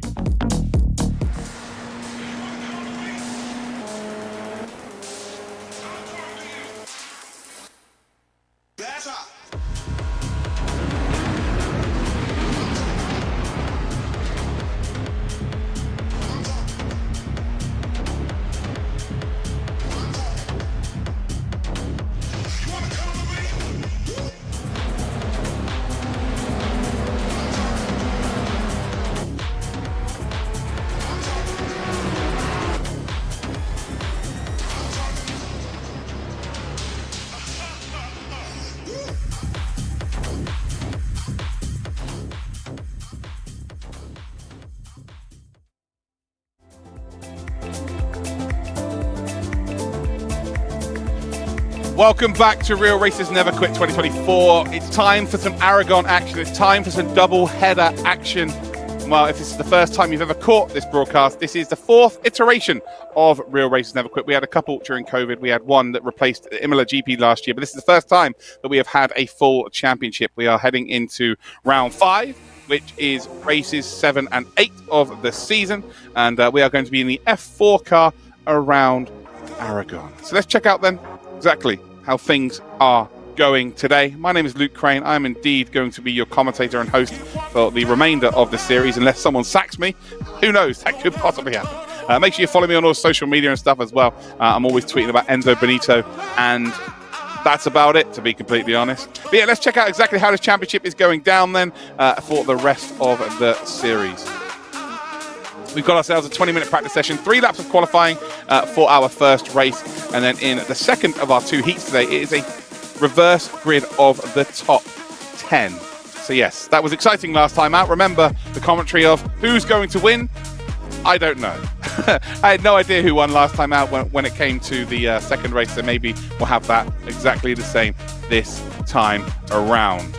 Right, let's head to the track info then and take you on a little journey of what Aragon is all about. So Aragon is a track located in Alcaniz in Spain. It had a technical and sporting consultation from former F1 driver Pedro de la Rosa during its construction. The track has mainly been used for bike racing in its history, but in 2020 it was set to host the 2020 World Touring Car Cup before COVID put pain to that. Keep an eye out for turns 8 and 9. They are a very similar but opposite version, and maybe a little bit smaller, of the corkscrew at Laguna Seca. I'm not sure whether it is intentional, but ultimately that is what it looks like. It opened in 2009. It's about 5.3 kilometers long, so about 100 meters longer than what we just had at Virginia, but it's a little bit faster. Let's check out then the car that we're going to be using today. So we've just been in the F3, but this time round we are going to be in the slightly smaller, slightly slower F4. So 160 horsepower for this one, 570 kilograms of weight, and it has again a sequential gearbox. Look at it in all of its glory there with that red line delivery. Delicious. Right, let's head out to track then and catch all of the drivers in their final few laps of the practice session. Remember, this is a double header this time round. We have a qualifying session to set up the grid for race number 1, but for race number 2 it is a reverse of 10 positions, so this should get very spicy indeed. Who we're on board with right now, not too sure, because we head across the start finish line. We can't see the number on the car through turn number 1. Find that this car is a little bit more squirrely, a little bit more about the driver. Both cars have been very tough to drive today, that's for sure. So there's turn number 2. Now we've got turn number 3, which is again all uphill. Then it is a blind entry to turn number 4. Again, just missing the apex there, so you can open up turn number 5. There's a little bit of a hairpin. And now you've got to get this car figured out before the braking zone of turn number 7. So there's 6, now 7. You can go fully off the track there, turn number 7. You've got to try and keep the 2 right wheels in between the curb or on the curb. And now we head towards that corner that looks very similar to the corkscrew. There you go, look at this downhill. It's just a little bit opposite though, of course, you're going right to left, whereas in the corkscrew you're going left to right. And now it is a massive run up towards our next couple of corners. You can take the chicane out here at Aragon. I'm pretty sure that they've got it set so that we do have the set of chicanes coming up the hill. You can run all the way down and continue up towards the hairpin at the back end of the track from the third from last corner, which we're about to join back onto. So as we head then through what is a very pronounced bus stop, if you like. Now we come back onto this flat out part of the circuit that we would have continued on if we didn't head up towards the left.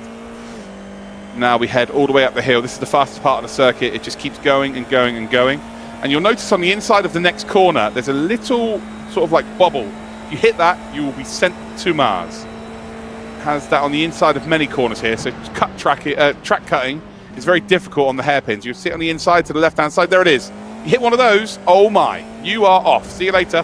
Have fun. Now it's flat out all the way through the final corner.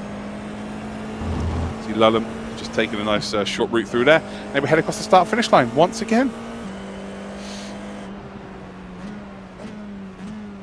So there you have it. We also have Jack Crawford in the session this time around. He'll be in the number 8 car. There is Florian Labigra He's in the number 6 car. So as it stands then, Jack Crawford is the fastest one out there by about half a tenth to Gabby Bortoletto. And we've got Christopher Lullum, we've got Enzo Benito, we've got William Chadwick as well. And we've only got ourselves about 3.5 minutes left. Come on in, guys, predictions in the chat. Who's going to do well in qualifying? I need to see it from the chat. Who's going to do well today? Wish it into fruition.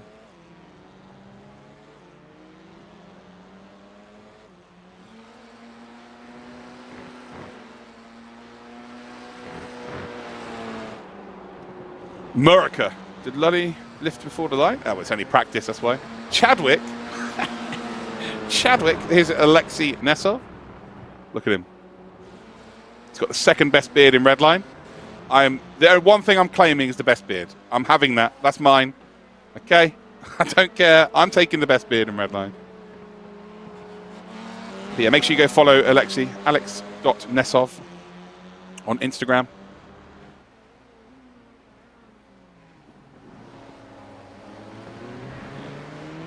So remember, Jack is going to be competing in the Formula 2 Championship alongside Gabby Bortoletto. So maybe we're going to get a little early taster of what we're about to see in the real championship this year. Crawford and Bortoletto, currently the fastest two out there, which is pretty exciting. Pretty exciting indeed. So there he is. Jack Crawford is on screen now. He is in the number 8 car. I've got no favourites, guys, but number 8 is my favourite number. So I'm going to say it. I want Jack to win. I want Jack to win. He's got the Murica helmet on as well. Heading through turn 5. A little bit of a slide there. All good. Nothing to be too worried about. I'm going to be critical of someone who's as talented as Mr. Crawford.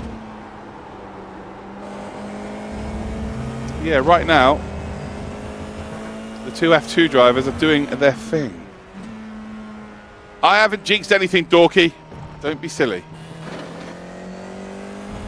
It looks like they've all figured out the track limits, by the way. And if you're wondering why they're not getting flagged for track limits, the track limits are exactly the same for everybody. So they would have found the limits themselves when they're practicing. And so you'll see them taking exactly the same line. Some tracks are more forgiving than others. It really is as simple as that.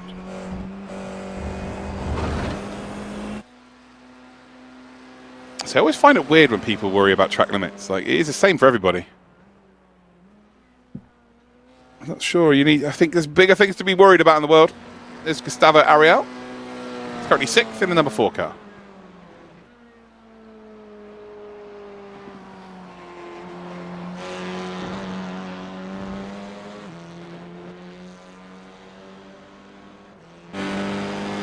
He's got plenty of time to think about it now.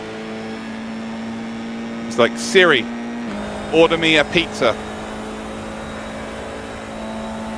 I would like pineapple, some ham. Siri's like, pineapple? Absolutely not. Okay, copy, no worries. We're finished.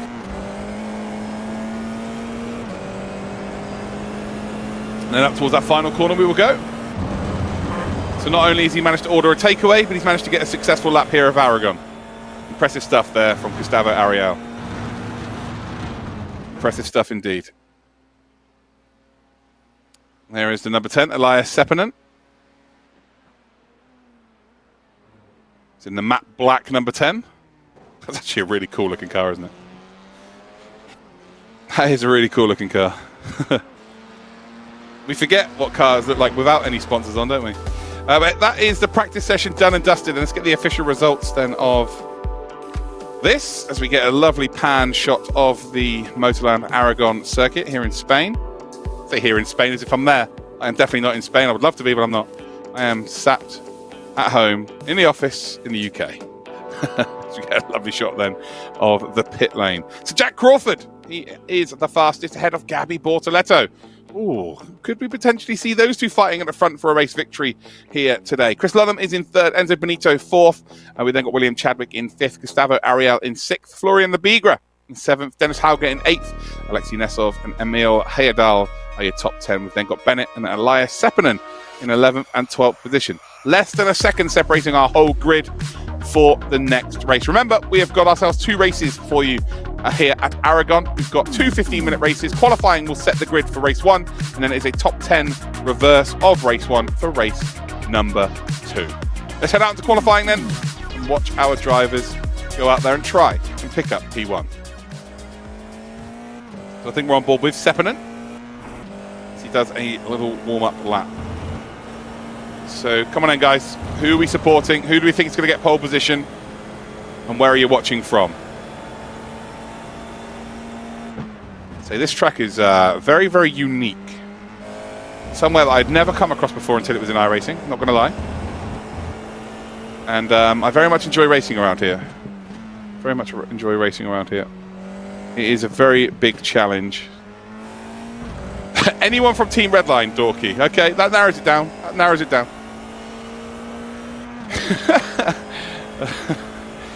Just as well say any one of the top 10. Any one of the top 10.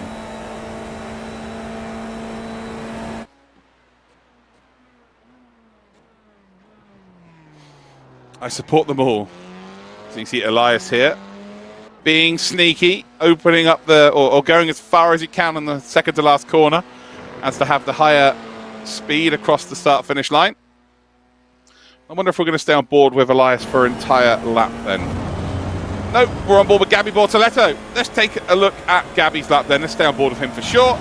Across the line we will go. Of course, F3 current champion. Will be racing in Formula 2 as of this season. Through turn number 1 we go, hugging the right-hand side as we go through turn 2. Now it's all about opening up turn number 3. Absolutely flat through there. Love to see that. Now switching the car over to the right-hand side for turn number 4. Not hitting the apex through 4 to then open up turn number 5. First of our hairpins. Grabbing a little bit of sausage on the inside there.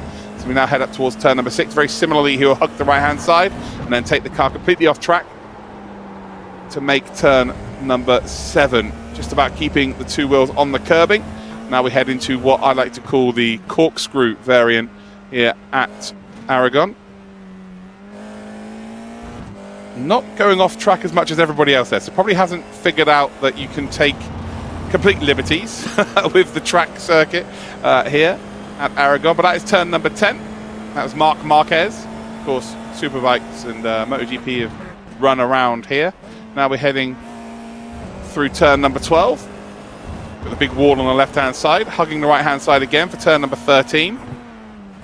We now head to 14, a little bit tighter than 12 and 13. And that's all about turn 15. Don't want to be hitting that. He just about avoided it. You could tell he did exhale there. For sure, he thought he was going to go over that landmine on the inside of that left-hander, but just avoided it. And ultimately, it's got a really good exit along the back straight. As we head up then towards turn number 16, you completely turn back on yourself 180 degrees before we go through 17 and 18, which are completely flat out. Avoid those two landmines on the inside. It's pretty nice. And now it's just pedal to the metal all the way through the final few corners. So taking the shortest possible route through the last bend. And Lebigra has done a 58.597. He's looking at the time. I think he likes it. And it was a 58.741. So on for another lap time here, though. But Gabby, momentarily, is in P2. I think that will be beaten by a few drivers. But I think it's a really competitive banker time. The Brazilians are out. The Brazilians are out in force today, supporting their favourite drivers, Bortoletto, and indeed Gustavo Ario, who's on screen right now. So he's ordered his pizza during the practice session. Now it's all about qualifying time. But yeah, I think we've seen some Polish fans here as well. Stuka not racing today, unfortunately. We do appreciate you tuning in. Maybe he'll be here for the next round. As Jack Crawford moves up into P2, a 58.632. So a 58.632 then for Jack Crawford. And he is splitting Lebigra and Bortoletto. So that practice pace does look like it could be transitioned into genuine pace. Obviously, you've got to be thinking that the sim drivers weren't pushing too much in practice, because this is what they do for a living. But I think legitimately, Crawford and Bortoletto are mixing it with them. There we go. There's the Brazilian flags, guys. There's the Brazilian flags. I love it. I love it. Oh, no, that's an error. Yep, that's not ideal. A little bit of a slidey. So he's not going to be too worried about it, I don't think. Watch out for Enzo Benito, by the way. He is very good around here. We're on board then with Elias Sepinen. This will be his first attempt, and actually he's gone green, green, and green. Come up through the hairpin. Banging that power down. And now it's flat out all the way through to the start-finish line. Jay Morrill, yep. Certainly. Well, Enzo's just specifically good at everything. He is a bit of a monster. Luke Bennett moves up into P5. Elias Sepinen is in 6th position. We'll want to find a bit more time, that's for sure. Chadwick moves up into 6th position now, in behind Bennett. Chris Lullum, of course. Of course, Chris Lullum was going to find some time. He's found half a tenth then on Florian Lebigre. And it is a Team Redline front row as it stands. And he can't explain the tongue, but I'll tell you right now, as we come up through the hill, and now through this double left-hander, it'll pop out. I'm pretty sure of it. There it is. There it just popped out. It did. It did. Definitely just came out. I love it. The crazy thing is, I actually do that too. So there is Nesov, second best beard in Team Redline. Across the line, he will go to start a final attempt, final flyer. 3 minutes to go in this session. And yes, you can see the concentration on this man's face.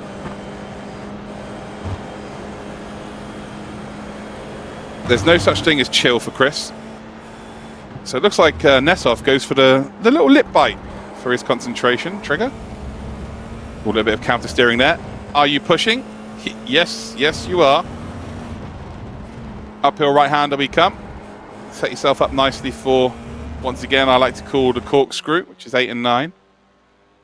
As we now head on board then with Luke Bennett. Dennis Hauger's on a quick one. Hauger is on a quick one. Yet to put a lap time in. The number 3 is on a quick one. I think Lebigre might be on a quick one as well. And Luke Bennett struggling through sector 3. 4 sectors around here, apparently. But I think Dennis might be on a quick one, although it's his personal best. So if he's not put in a quick previous laps, then I guess it won't make too much of a difference. Actually, Hauger may have 1x'd somewhere. Across the line then, final attempt maybe for Bennett? I think it is, yes. As he goes across the line. Lebigre has gone up to P1. So he has found 0.02 of a second to be quicker than Christopher Lullum. So he's found half a tenth, but he's 0.02 quicker than Christopher Lullum. Who was that green car there? That was an interesting looking car. We're on board now with Gustavo Ariel, yet to put a lap time in. Representing AMX Global. Towards the hairpin. A little bit of a miss there on the exit, but no slide, so the momentum definitely being carried through. As Chris Lullum has retaken pole. Chris Lullum did retake pole by about a tenth. Across the line for Gustavo Ariel. Did he manage to improve? He's up to P4. So Lullum and Lebigre, looks like they're going to be top 2. Jack Crawford, then of our real drivers, is going to be P3, the leader of those. Ariel, 4th. Bortoletto in 5th. No one else managed to improve, although as we come across the line... Oh, Bortoletto does go P2. Well, there you go. At the death, he finds the time, cool as a cucumber, and the Brazilian onto the front row. And I feel like we're about to see some Brazilian flags being spammed in the chat. Enzo Benito is yellow, so this is not going to be quick. It's not going to be any faster. I think everybody's pretty much done now. I think Jack Crawford's out there and so is Enzo Benito. But Gabby Bortoletto, the big dog, finds himself on the front row. And will he be able to mix it with Lully? That's the question. Sue!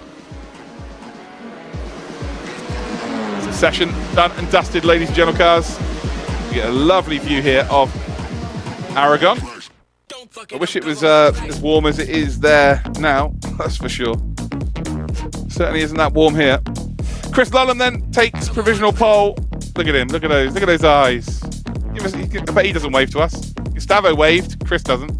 He takes pole position in the 58.441. Gabby Bortoletto, he finishes 400ths further back in 2nd spot. We've got Florian Lebigre in 3rd spot. Jack Crawford in 4th. Gustavo Ariel in 5th. Enzo Benito in 6th. Alexei Nesov 7th. William Chadwick 8th. Luke Bennett in 9th. Emil Heyerdahl in 10th. Elias Sepinen in 11th, and Dennis Hauger, who didn't even put a time in, he will start in P12. So that is your grid for today. Remember, the second grid will pretty much start as I'm reading out the results from the first race. It is quick, so there's no time to really mess around for these two races. So enjoy. Top 10 will get reversed for our second race grid, but now it is time for the race. We're waiting for them all to pop up on the grid. A little bit of a dance with the music.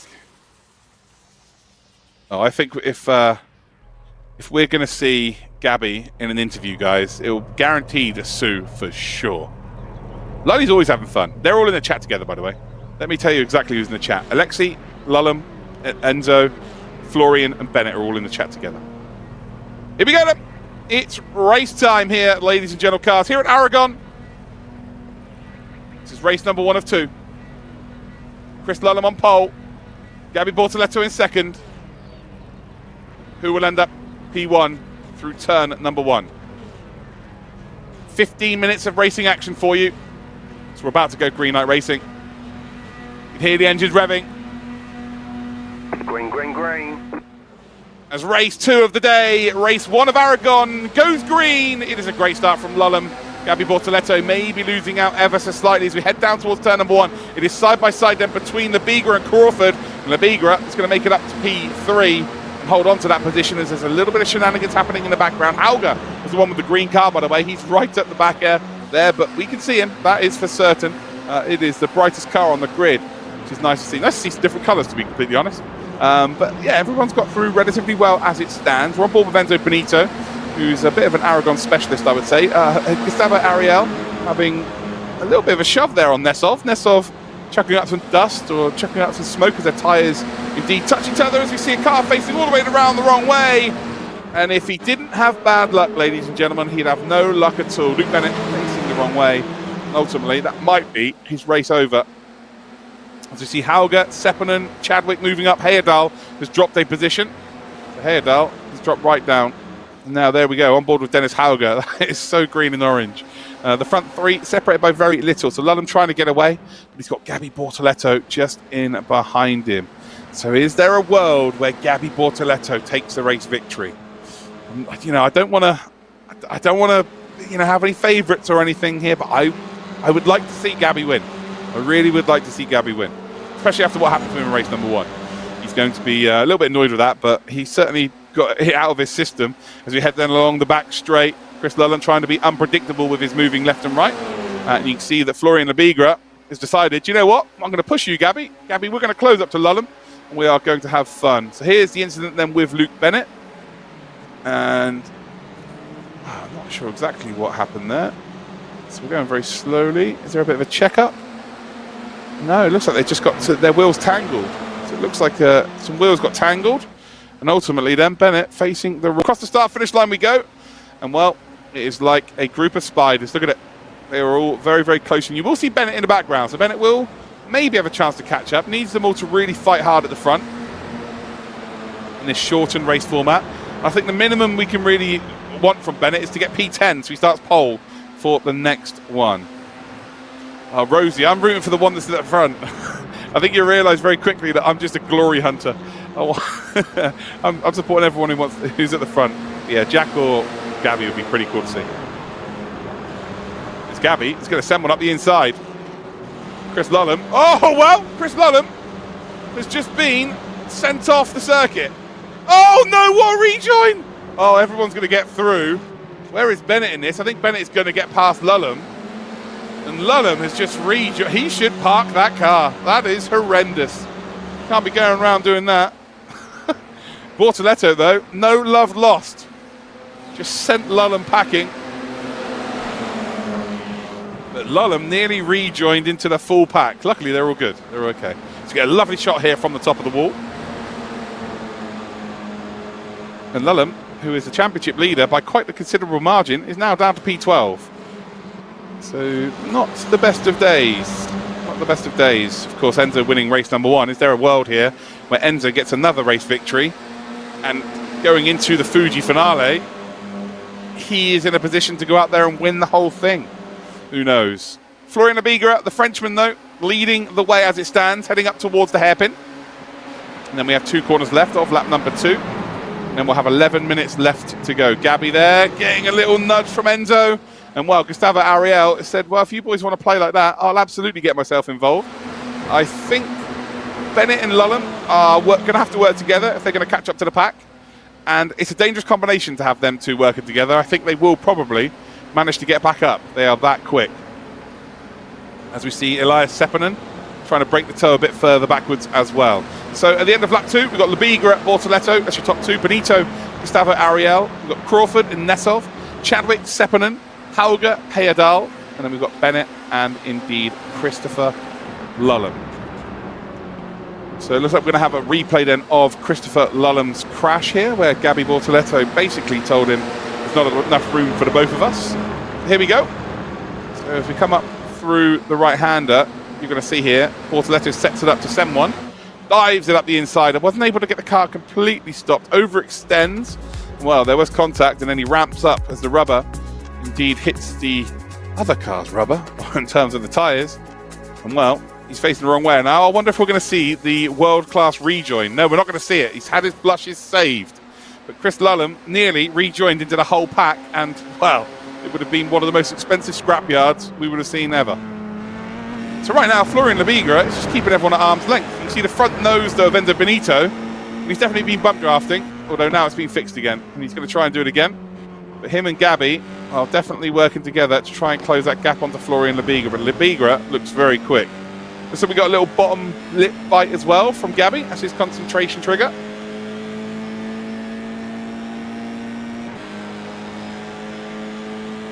The gap, yeah, just about coming down actually. So it is slightly coming down.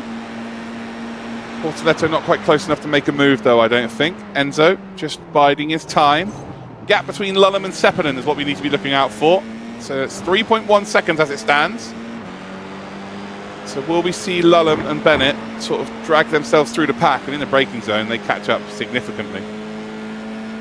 So Enzo Benito, we've got the onboard for him. 9 minutes left of this race. Enzo Benito now with the fastest lap, although Nessov has just gone out there and beat it.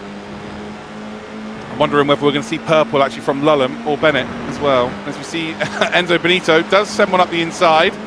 And well, there's going to be contact, exactly the same as what happened to Lulham, but this time Gabby Bortoleto. He's trying to get himself back onto the circuit, and I think Lulham is very quickly going to see, oh, there's Gabby again. I'll start fighting with him. So exactly the same has happened to Gabby as to what happened to Chris through exactly the same corner. Enzo Benito just drives off on his own. Silly, silly driving from everybody here.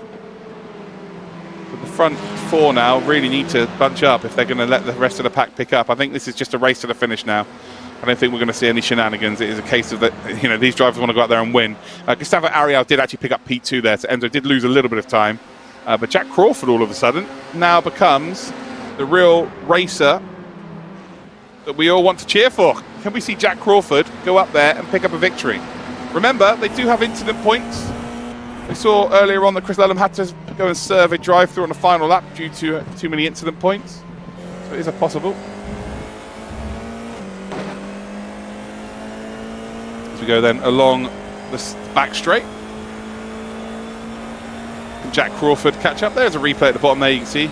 Loads of smoke coming out. And Gabby then just trying to reverse and trying to figure out how he can get the car back going as quickly as possible. And he did. He managed to actually get ahead of Christopher Lulham. So we see a send up the inside. Then Crawford said, thank you very much. I want P3.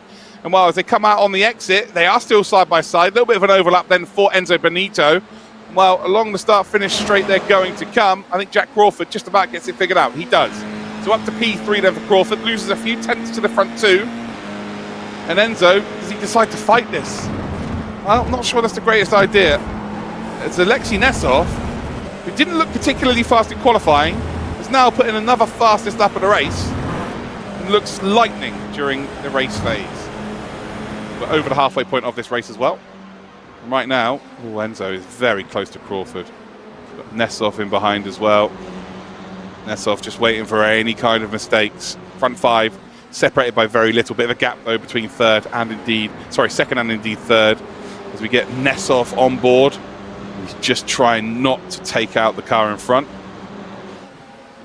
As they head up towards turns 8 and 9. Sakachoros.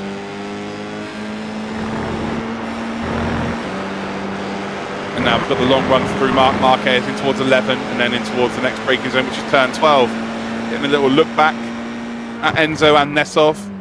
So Crawford really wants a couple of laps here where he's just not really thinking about the cars behind, so we can try and close up to the front. And then we really do have a race on our hands. FIA stop and go penalty.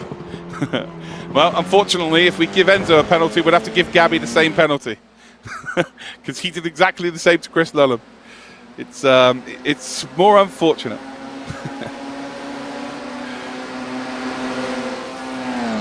So along the back straight we come. We're heading towards that final 5 minutes. And now it's starting to get a little bit fruity at the top end. Gustavo Ariel just about gets his nose in front, but Labigra with the inside line through the hairpin should hold on. Oh, look at this.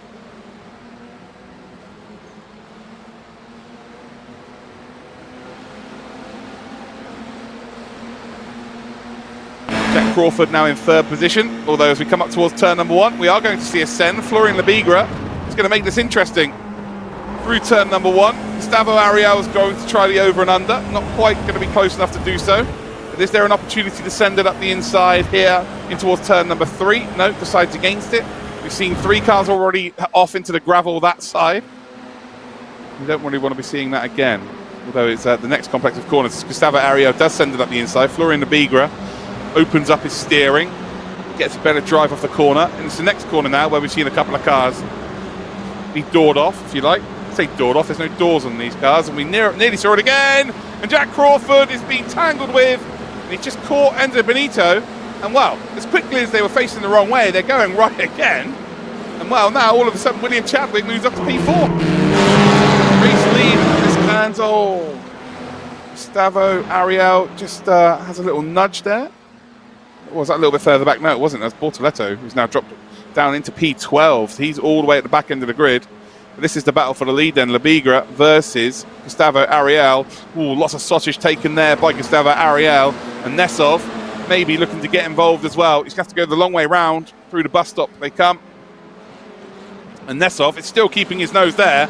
And well, not only his nose, but he's fully got the move done. And that is a delightful bit of driving. And is that a second smile? And that's a third smile in one broadcast from Alexei Nesov. That is mind-blowing in itself. And if he doesn't get voted driver of the day just for smiling, then I don't know what he has to do to get it. Great racing from both of them. Lots of cross-steering as well, counter-steering, trying to keep the car in the right direction. But ultimately, some really good driving. And Gustavo Ariel just got the momentum shift there and actually went back up into the lead. And meanwhile, Labigra is out there in the front going, this is pretty cool. Don't mind if I do. 2 laps to go in our first of our double header here at Aragon.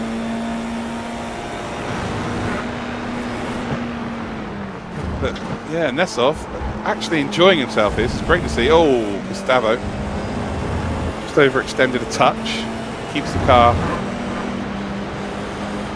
on the straight and narrow. And I just expect the car to completely be lost there by a driver because I'm going based off of my own experiences. I have to realise that these drivers have got 5 times my I rating, so I think they'll be okay. So Benito and Crawford incidents. What happened here then?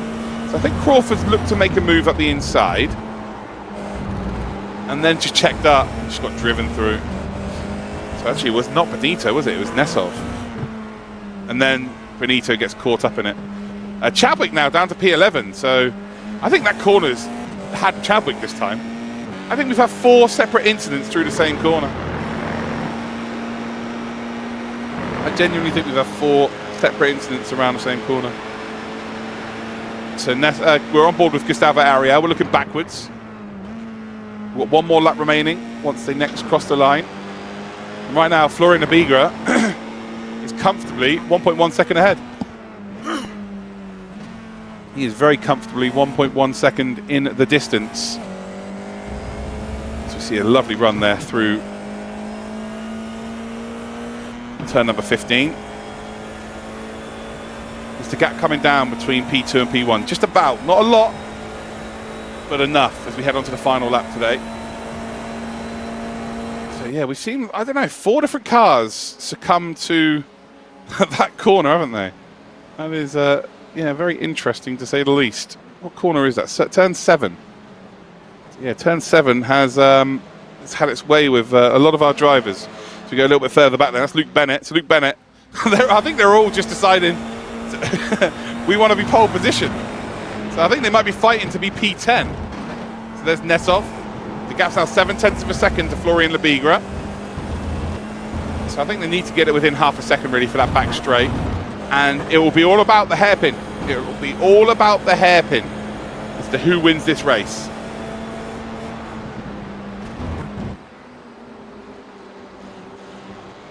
So there we go. Ooh, yeah. How wide do you want to run? Yes, is the answer. It's now coming through turn number 7, and again we've seen ascend.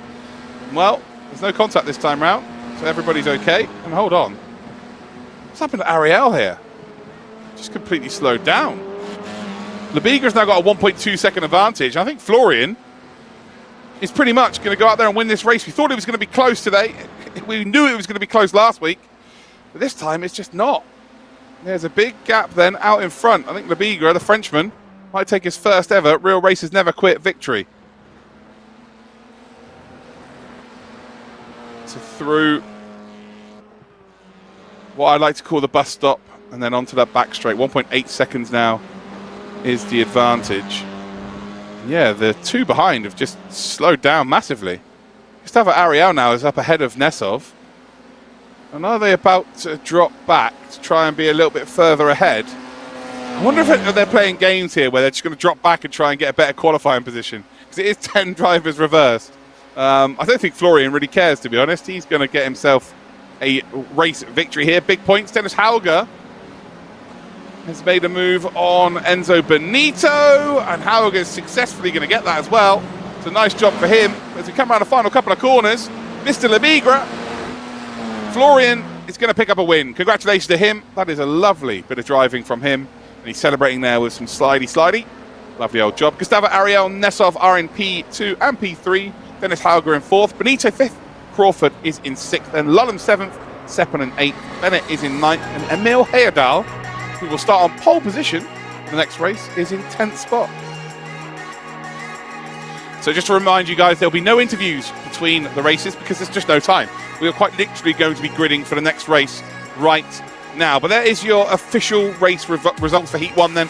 Florian picks up the race victory. Gustavo Ariel 2nd. Alexei Nesov in 3rd. Dennis Hauger is in 4th. Enzo Benito and Jack Crawford are your top 6. Chris Lullum and Elias Sepinen are 7th and 8th. Luke Bennett and Emil Heyerdahl are in your top 10. Heyerdahl will get pole position for the next race, starting on the front row with Mr. Bennett.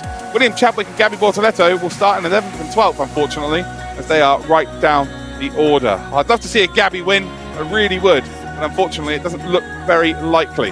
Here we go then, final race of today's broadcast. It's another 15 minutes here at Motorland Aragon. And like we said, top 10 have been reversed. Another 30 points in the offering. So I believe everybody is on the grid. Final race of today before we head into our final round next week for Real Races Never Quit. And it is a phenomenal start then from Will Chadwick. He's already got up alongside Florian Lebigra, who starts reverse 10 because he won the race number 1. Well, Will Chadwick is going to go all the way around the outside. Bennett already ahead of Emil Heyerdahl as well at the front end of the grid. I think Heyerdahl maybe looking to try and get back into the lead. No, it's not quite going to work out. And just up ahead here, we're watching Gustavo Ariel and Alexei Nesov battling once again. It's 3 wide up ahead as we see. I think that's Jack Crawford then losing out for a potential P5, but does have the inside line. Chris Lullum, he's moving up the order as well. Enzo Benito down to P6. We're seeing some defensive move there from Dennis Hauger. It's very important to defend that inside line through there. It's easy to be sent. And ultimately, if you're on the outside, you can get shunted off. We've seen that 4 times already today. Down then through the corkscrew. Dennis Hauger is going to drop a couple of positions through there as well. So Enzo Benito gets through nicely, is attached to the front 5, so hasn't lost too much time. What about Bortoletto? Has Gabby made any positions up yet? No, he's down in P12 right now. Dennis Hauger battling side by side with Nesov. And actually Gustavo Ariel. So Ariel's going to move up the inside as we see someone hopping over the curb. Oh dear, that ain't good. No, not good at all. Gustavo, what a save though. Gustavo Ariel does manage to save it, but he just booped over the curb and he was a bit of a passenger there. Ultimately, if your wheels are not attached to the ground, you cannot brake. And I think he was up in the air as he is supposed to be braking. Not ideal. So Bennett has got a half a second lead right now. Heyerdahl is in second. Seppänen in third. Christopher Lullum in fourth. Jack Crawford in fifth. Enzo Benito in sixth, as we see a potential move then from Mr. Lullum. He forces the defensive move there from Elias Seppänen. He's now going to have to sweep it around the outside of the hairpin. Room has to be left on the outside, otherwise they will tangle with each other. And I tell you what, that is a lovely move. It's still not completely done. He's got the outside line as Seppänen is going to keep his nose in. Across the line they come to end lap number one. And wow, brilliant stuff from both of them. Could so easily have ended up both off of the track. They're not, as Jack Crawford thinks, do you know what? I'm going to get involved in this. As Seppänen actually holds on to that position. Lovely driving.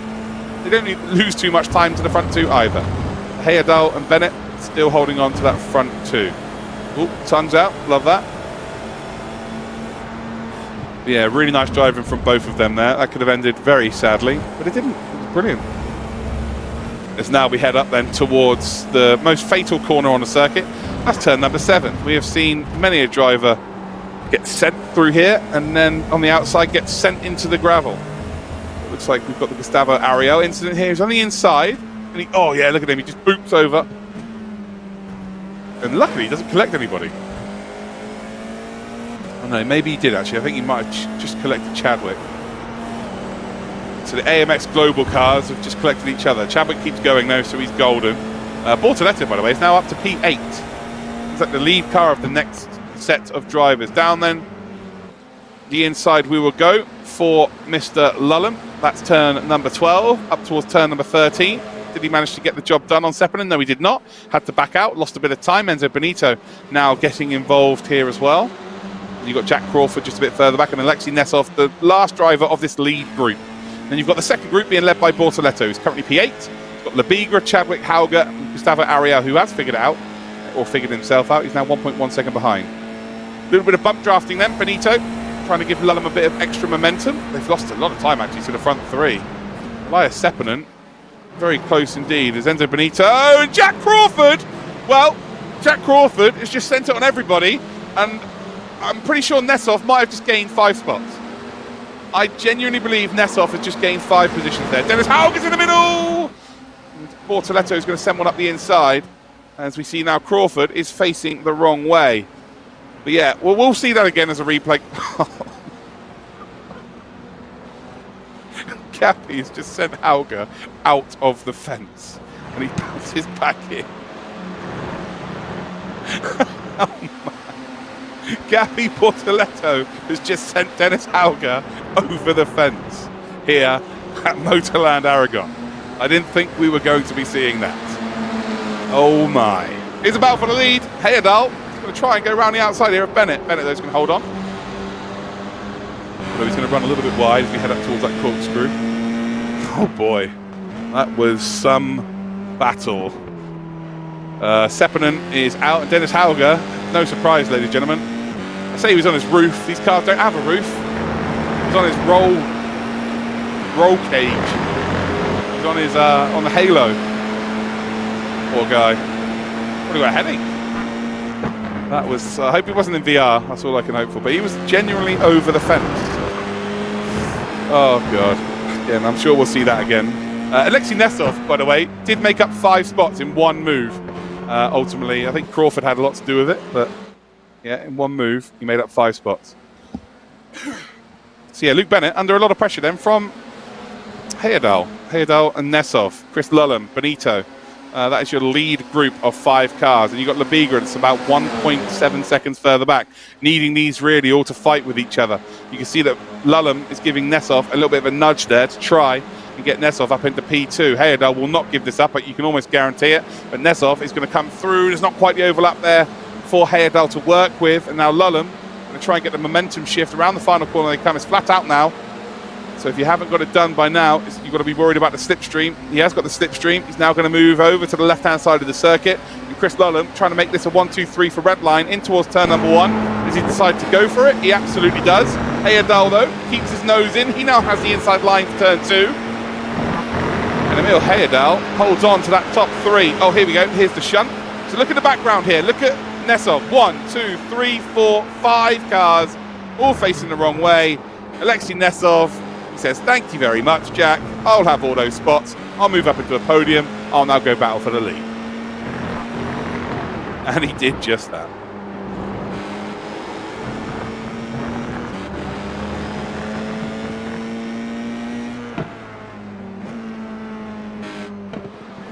So again, looking back from Nesov's rear,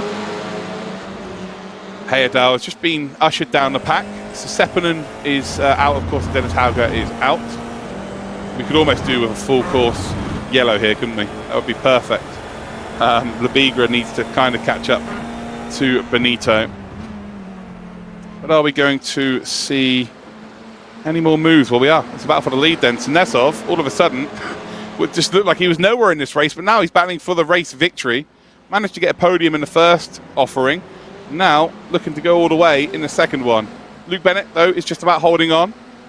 And we saw last time round that Chris Lullam gave a little nudge to Nesov, and Nesov made a move for P2. Are we about to see the same again? We're on board with Lullam. You can see in the background, you've got Benito that actually is giving a little nudge there to Heyerdahl. So moving a bit further up, we're still on board with Lullam, but he's looking forward this time round. Nesov has been left the smallest gap in the world to try and make an overtake. And, well, I think he's going to fill that gap. Bennett then has got to keep the gap open. Or there will be contact. There is a little bit of contact. But ultimately, they all survive here. And I think Nesov, for the first time in Real Racers Never Quit, is in the lead of a race. They cross the line. Will he get the lead lap? He will. So there we go. Nesov officially leads a lap. Luke Bennett has now just about got his nose up ahead. He's going to lose it. He just about saves it. Lullam's now going to try and take full advantage of that. He's going to sweep it round the outside of turn 3. And now Bennett has been shuffled from P1 down to P3. And has got a lot of work to do as Lullam just keeps his foot in. Completely keeps his nose in. Nesov leaves the door open. I'm not sure to be fair, it more got kicked open than anything else. Nesov just about going to hold on. Incredible stuff here. That was so close to everybody ending up in the wall as well. But luckily, everybody's good. You can see Bennett now. He's got the inside line down towards, again, what I like to call the corkscrew. Just turn 8 and 9. It's like the European version of the corkscrew. Christopher Lullam is going to hold on, but look in the background here. Look at Benito. Benito has got a slight overlap there on Bennett. Sides against it. And Nesov's driving off. This is lovely. This is actually pretty good.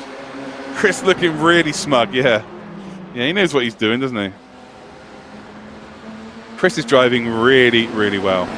Really well. So the year has started really well for Redline, actually. The end of last year and the start of this year, they've really driven well. They've really found their form, and long may it continue. So Josh managed to get a race win in PEC GB this weekend. So did Sebi Job. Seb Job also won the DNLS with Diogo Pinto. Max won with Max Wenig in the DNLS as well. Daytona, they got a win and a P3 in the GTD class. Like 2024 has started off very, very well for Redline.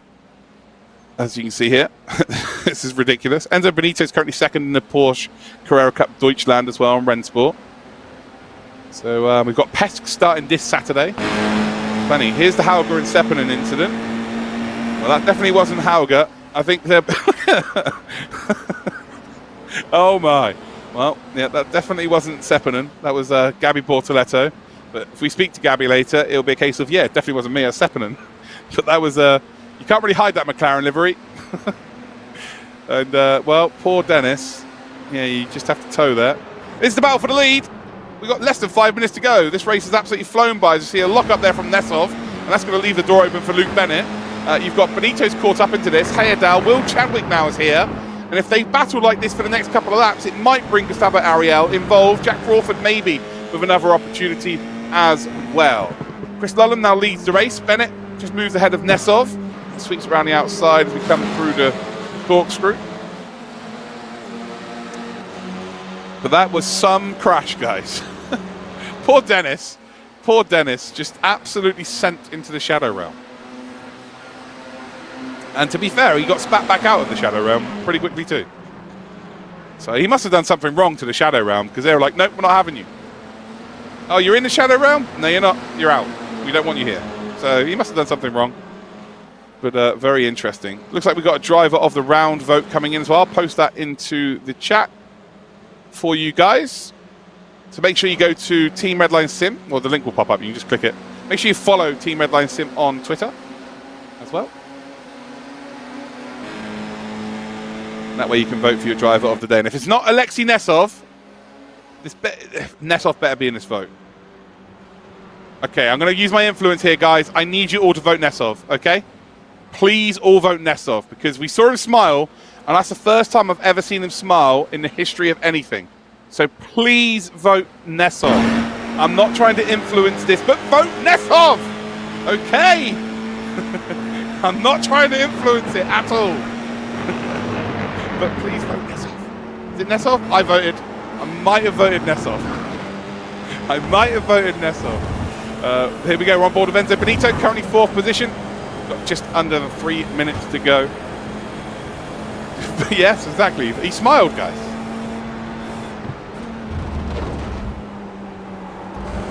Enzo Benito with, I believe, this is the second to last lap, right? I think we've only got one more lap remaining after this. Lullum leads the race. Could Nesov go out there and get the win? Oh, it'd be nice to see, wouldn't it? Come on, Alexei. Again, no favourites. Hey, I'm impartial. I'm a commentator, but come on, Alexei. As we head then through 8, now down towards 9.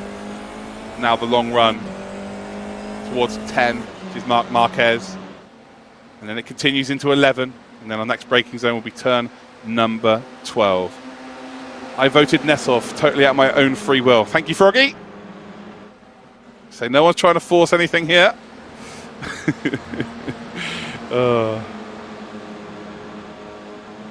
So we're on board with Nesov as it stands. Looks like there's a back marker there as well. I think Dennis Hauger's back out on track, actually. Doing some laps. Oh no, Dennis, don't be the safety car. Don't be the safety car, Dennis. Or maybe we want him to be the safety car. Maybe we want him to be the safety car. As he decided to manipulate this one. Heading up to the hairpin. And we are, yes, going to have 1 lap remaining of today. Jack Crawford's making a move on Heyerdahl. They were both battling for the lead at one point. There you go. Crawford sends one up the inside. Lovely driving, actually. They got him behind them. Florian Lebigra, he was leading at one point as well. And here we go, across the start-finish line. Last lap of today's race. And can Alexei Nesov, hold on, I'm being impartial. Can Chris Lullum hang on to Alexei Nesov? Can Alexei potentially get up into the race? Can Bennett potentially win? Or Benito potentially go out there and win this race? I think we're going to have a close finish. That is the be-all and end-all. That's going to happen for sure, but it's going to be all about who gets that front wing ahead. Last time out at Mugello, we had maybe the closest finish I've ever commentated on with 3 different cars. It was Diogo Pinto, Christopher Lullum, and Max Verstappen. Who won that one? I don't know. It was actually Chris Lullum, but I had no idea as they crossed the line. It was that close. Are we going to see the same again? Through 8 and 9 they come. Lullum's got a bit of a gap, though, to work with, about half a second. So right now, Nesov, if he does, start to close in, he cannot afford to be sent here by Bennett. So Bennett has to play the team game, really, so that they all have a chance to potentially catch up to Lullum heading up towards that hairpin. But it's going to be all about that hairpin, and I think Nesov knows that. Nesov isn't really pushing as we head up the hill. They're all using their incident points that they may have had left over. Everybody cutting left, right, and centre, just to make sure that they are in the hunt for this race victory. And now it's all about the exits onto the straight, and well, Nesov almost went for it there, and now he might be struggling. So has Lullum got a big enough gap to work with as we come up towards the 3rd from last corner here at Aragon? It's side-by-side action in between Bennett and indeed Alexei Nesov. Bennett's got the slipstream there of Lullum. Lullum's kind of sharing it between everybody. And Nesov then has to defend from Enzo Benito. His contact may be in the background between Ariel and Chadwick. And well, we've had a car completely miss his braking point there. Well, and that is Gustavo Autos Bennett. No, Bennett again facing the wrong way. Around the final corner we're going to come. And I tell you what, it's Chris Lullum again, isn't it? That pesky Lullum is going to take the checkered flag and the race victory. Nesov will finish in 2nd and Benito will pick up 3rd. We'll have to see exactly what happened there with Mr. Bennett. There's Gabby again, facing the wrong way. He's had some interesting interesting occurrence during his races, Bortoletto. And I think we're going to have an interview with him as well, so that's pretty good.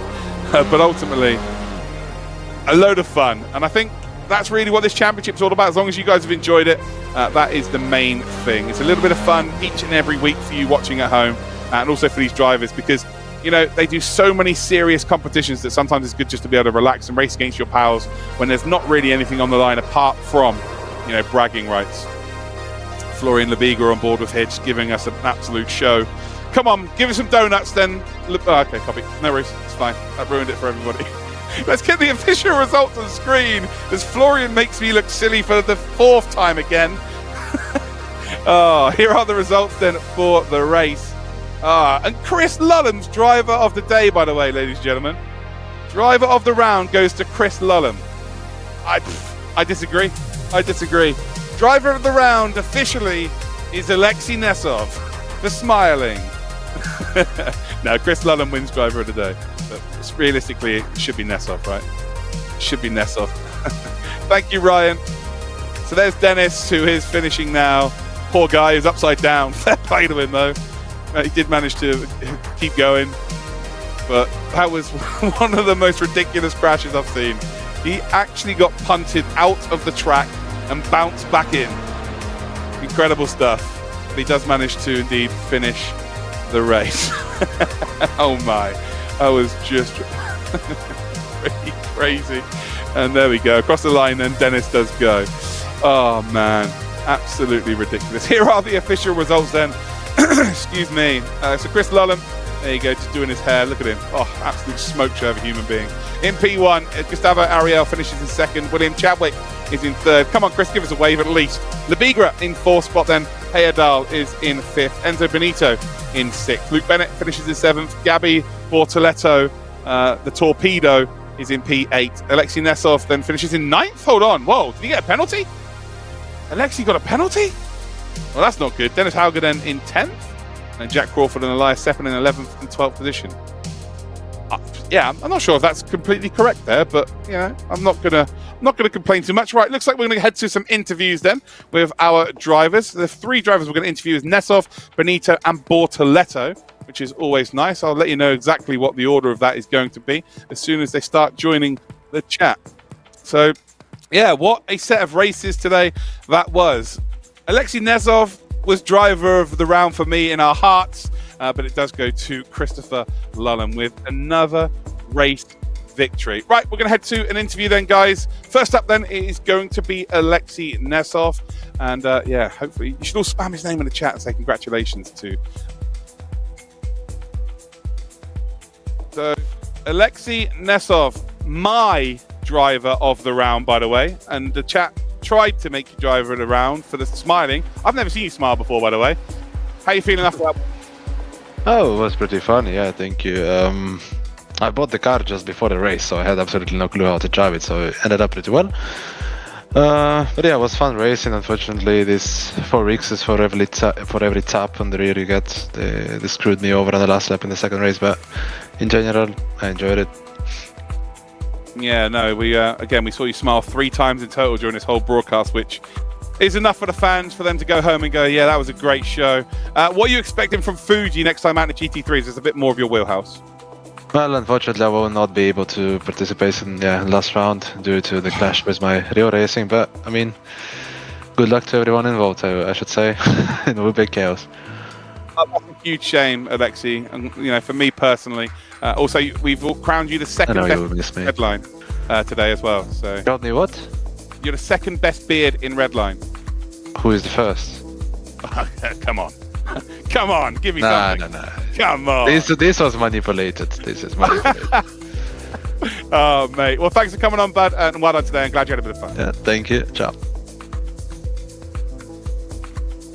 So that is Mr. Nesov, who again has had a load of fun. He's fuming about the beard thing. He's come 2nd in the driver of the round and the beard of the Redline team. So yeah, not the greatest time for him, I guess. We're about to hear from, I think, everybody's favourite sim racer, or everyone's favourite attractive sim racer. That's Enzo Benito. He's going to pop in very, very shortly. Oh, there he is. It's Mr. Benito again. We get to see you.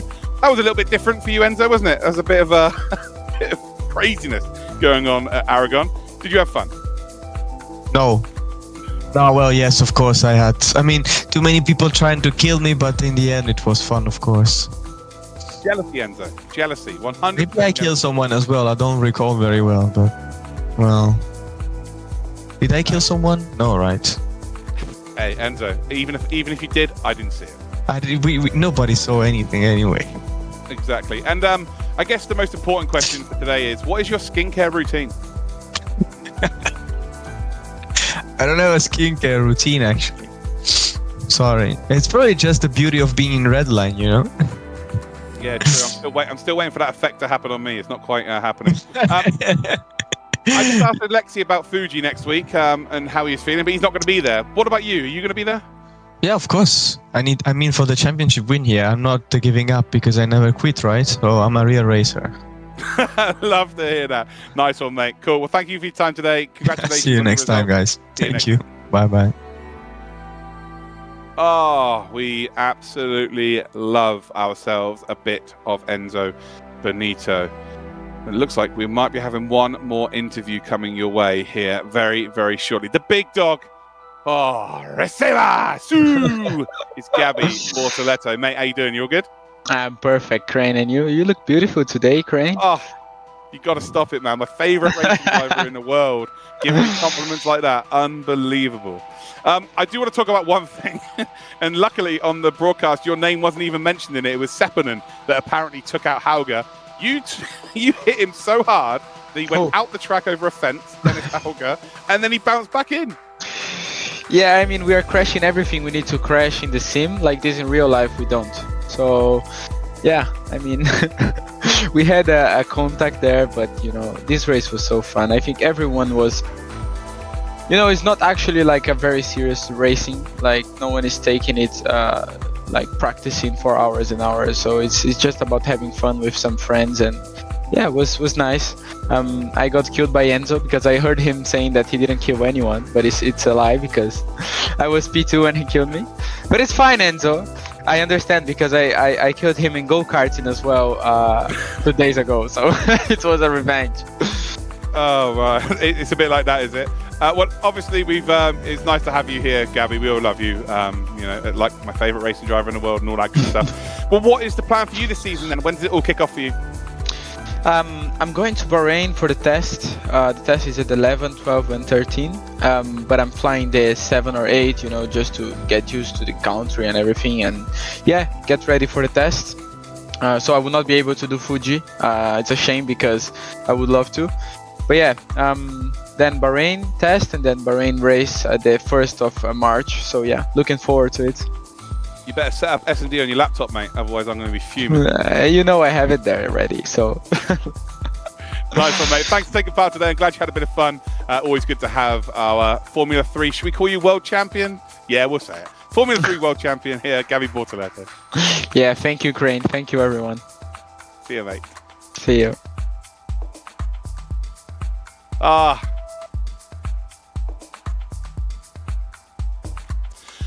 Oh, we love a bit of Gabby Bortoletto. Again, nice to hear from Nesov, nice to hear from Enzo, and indeed Gabby Bortoletto there with some interviews. Gabby is a lovely, lovely chap.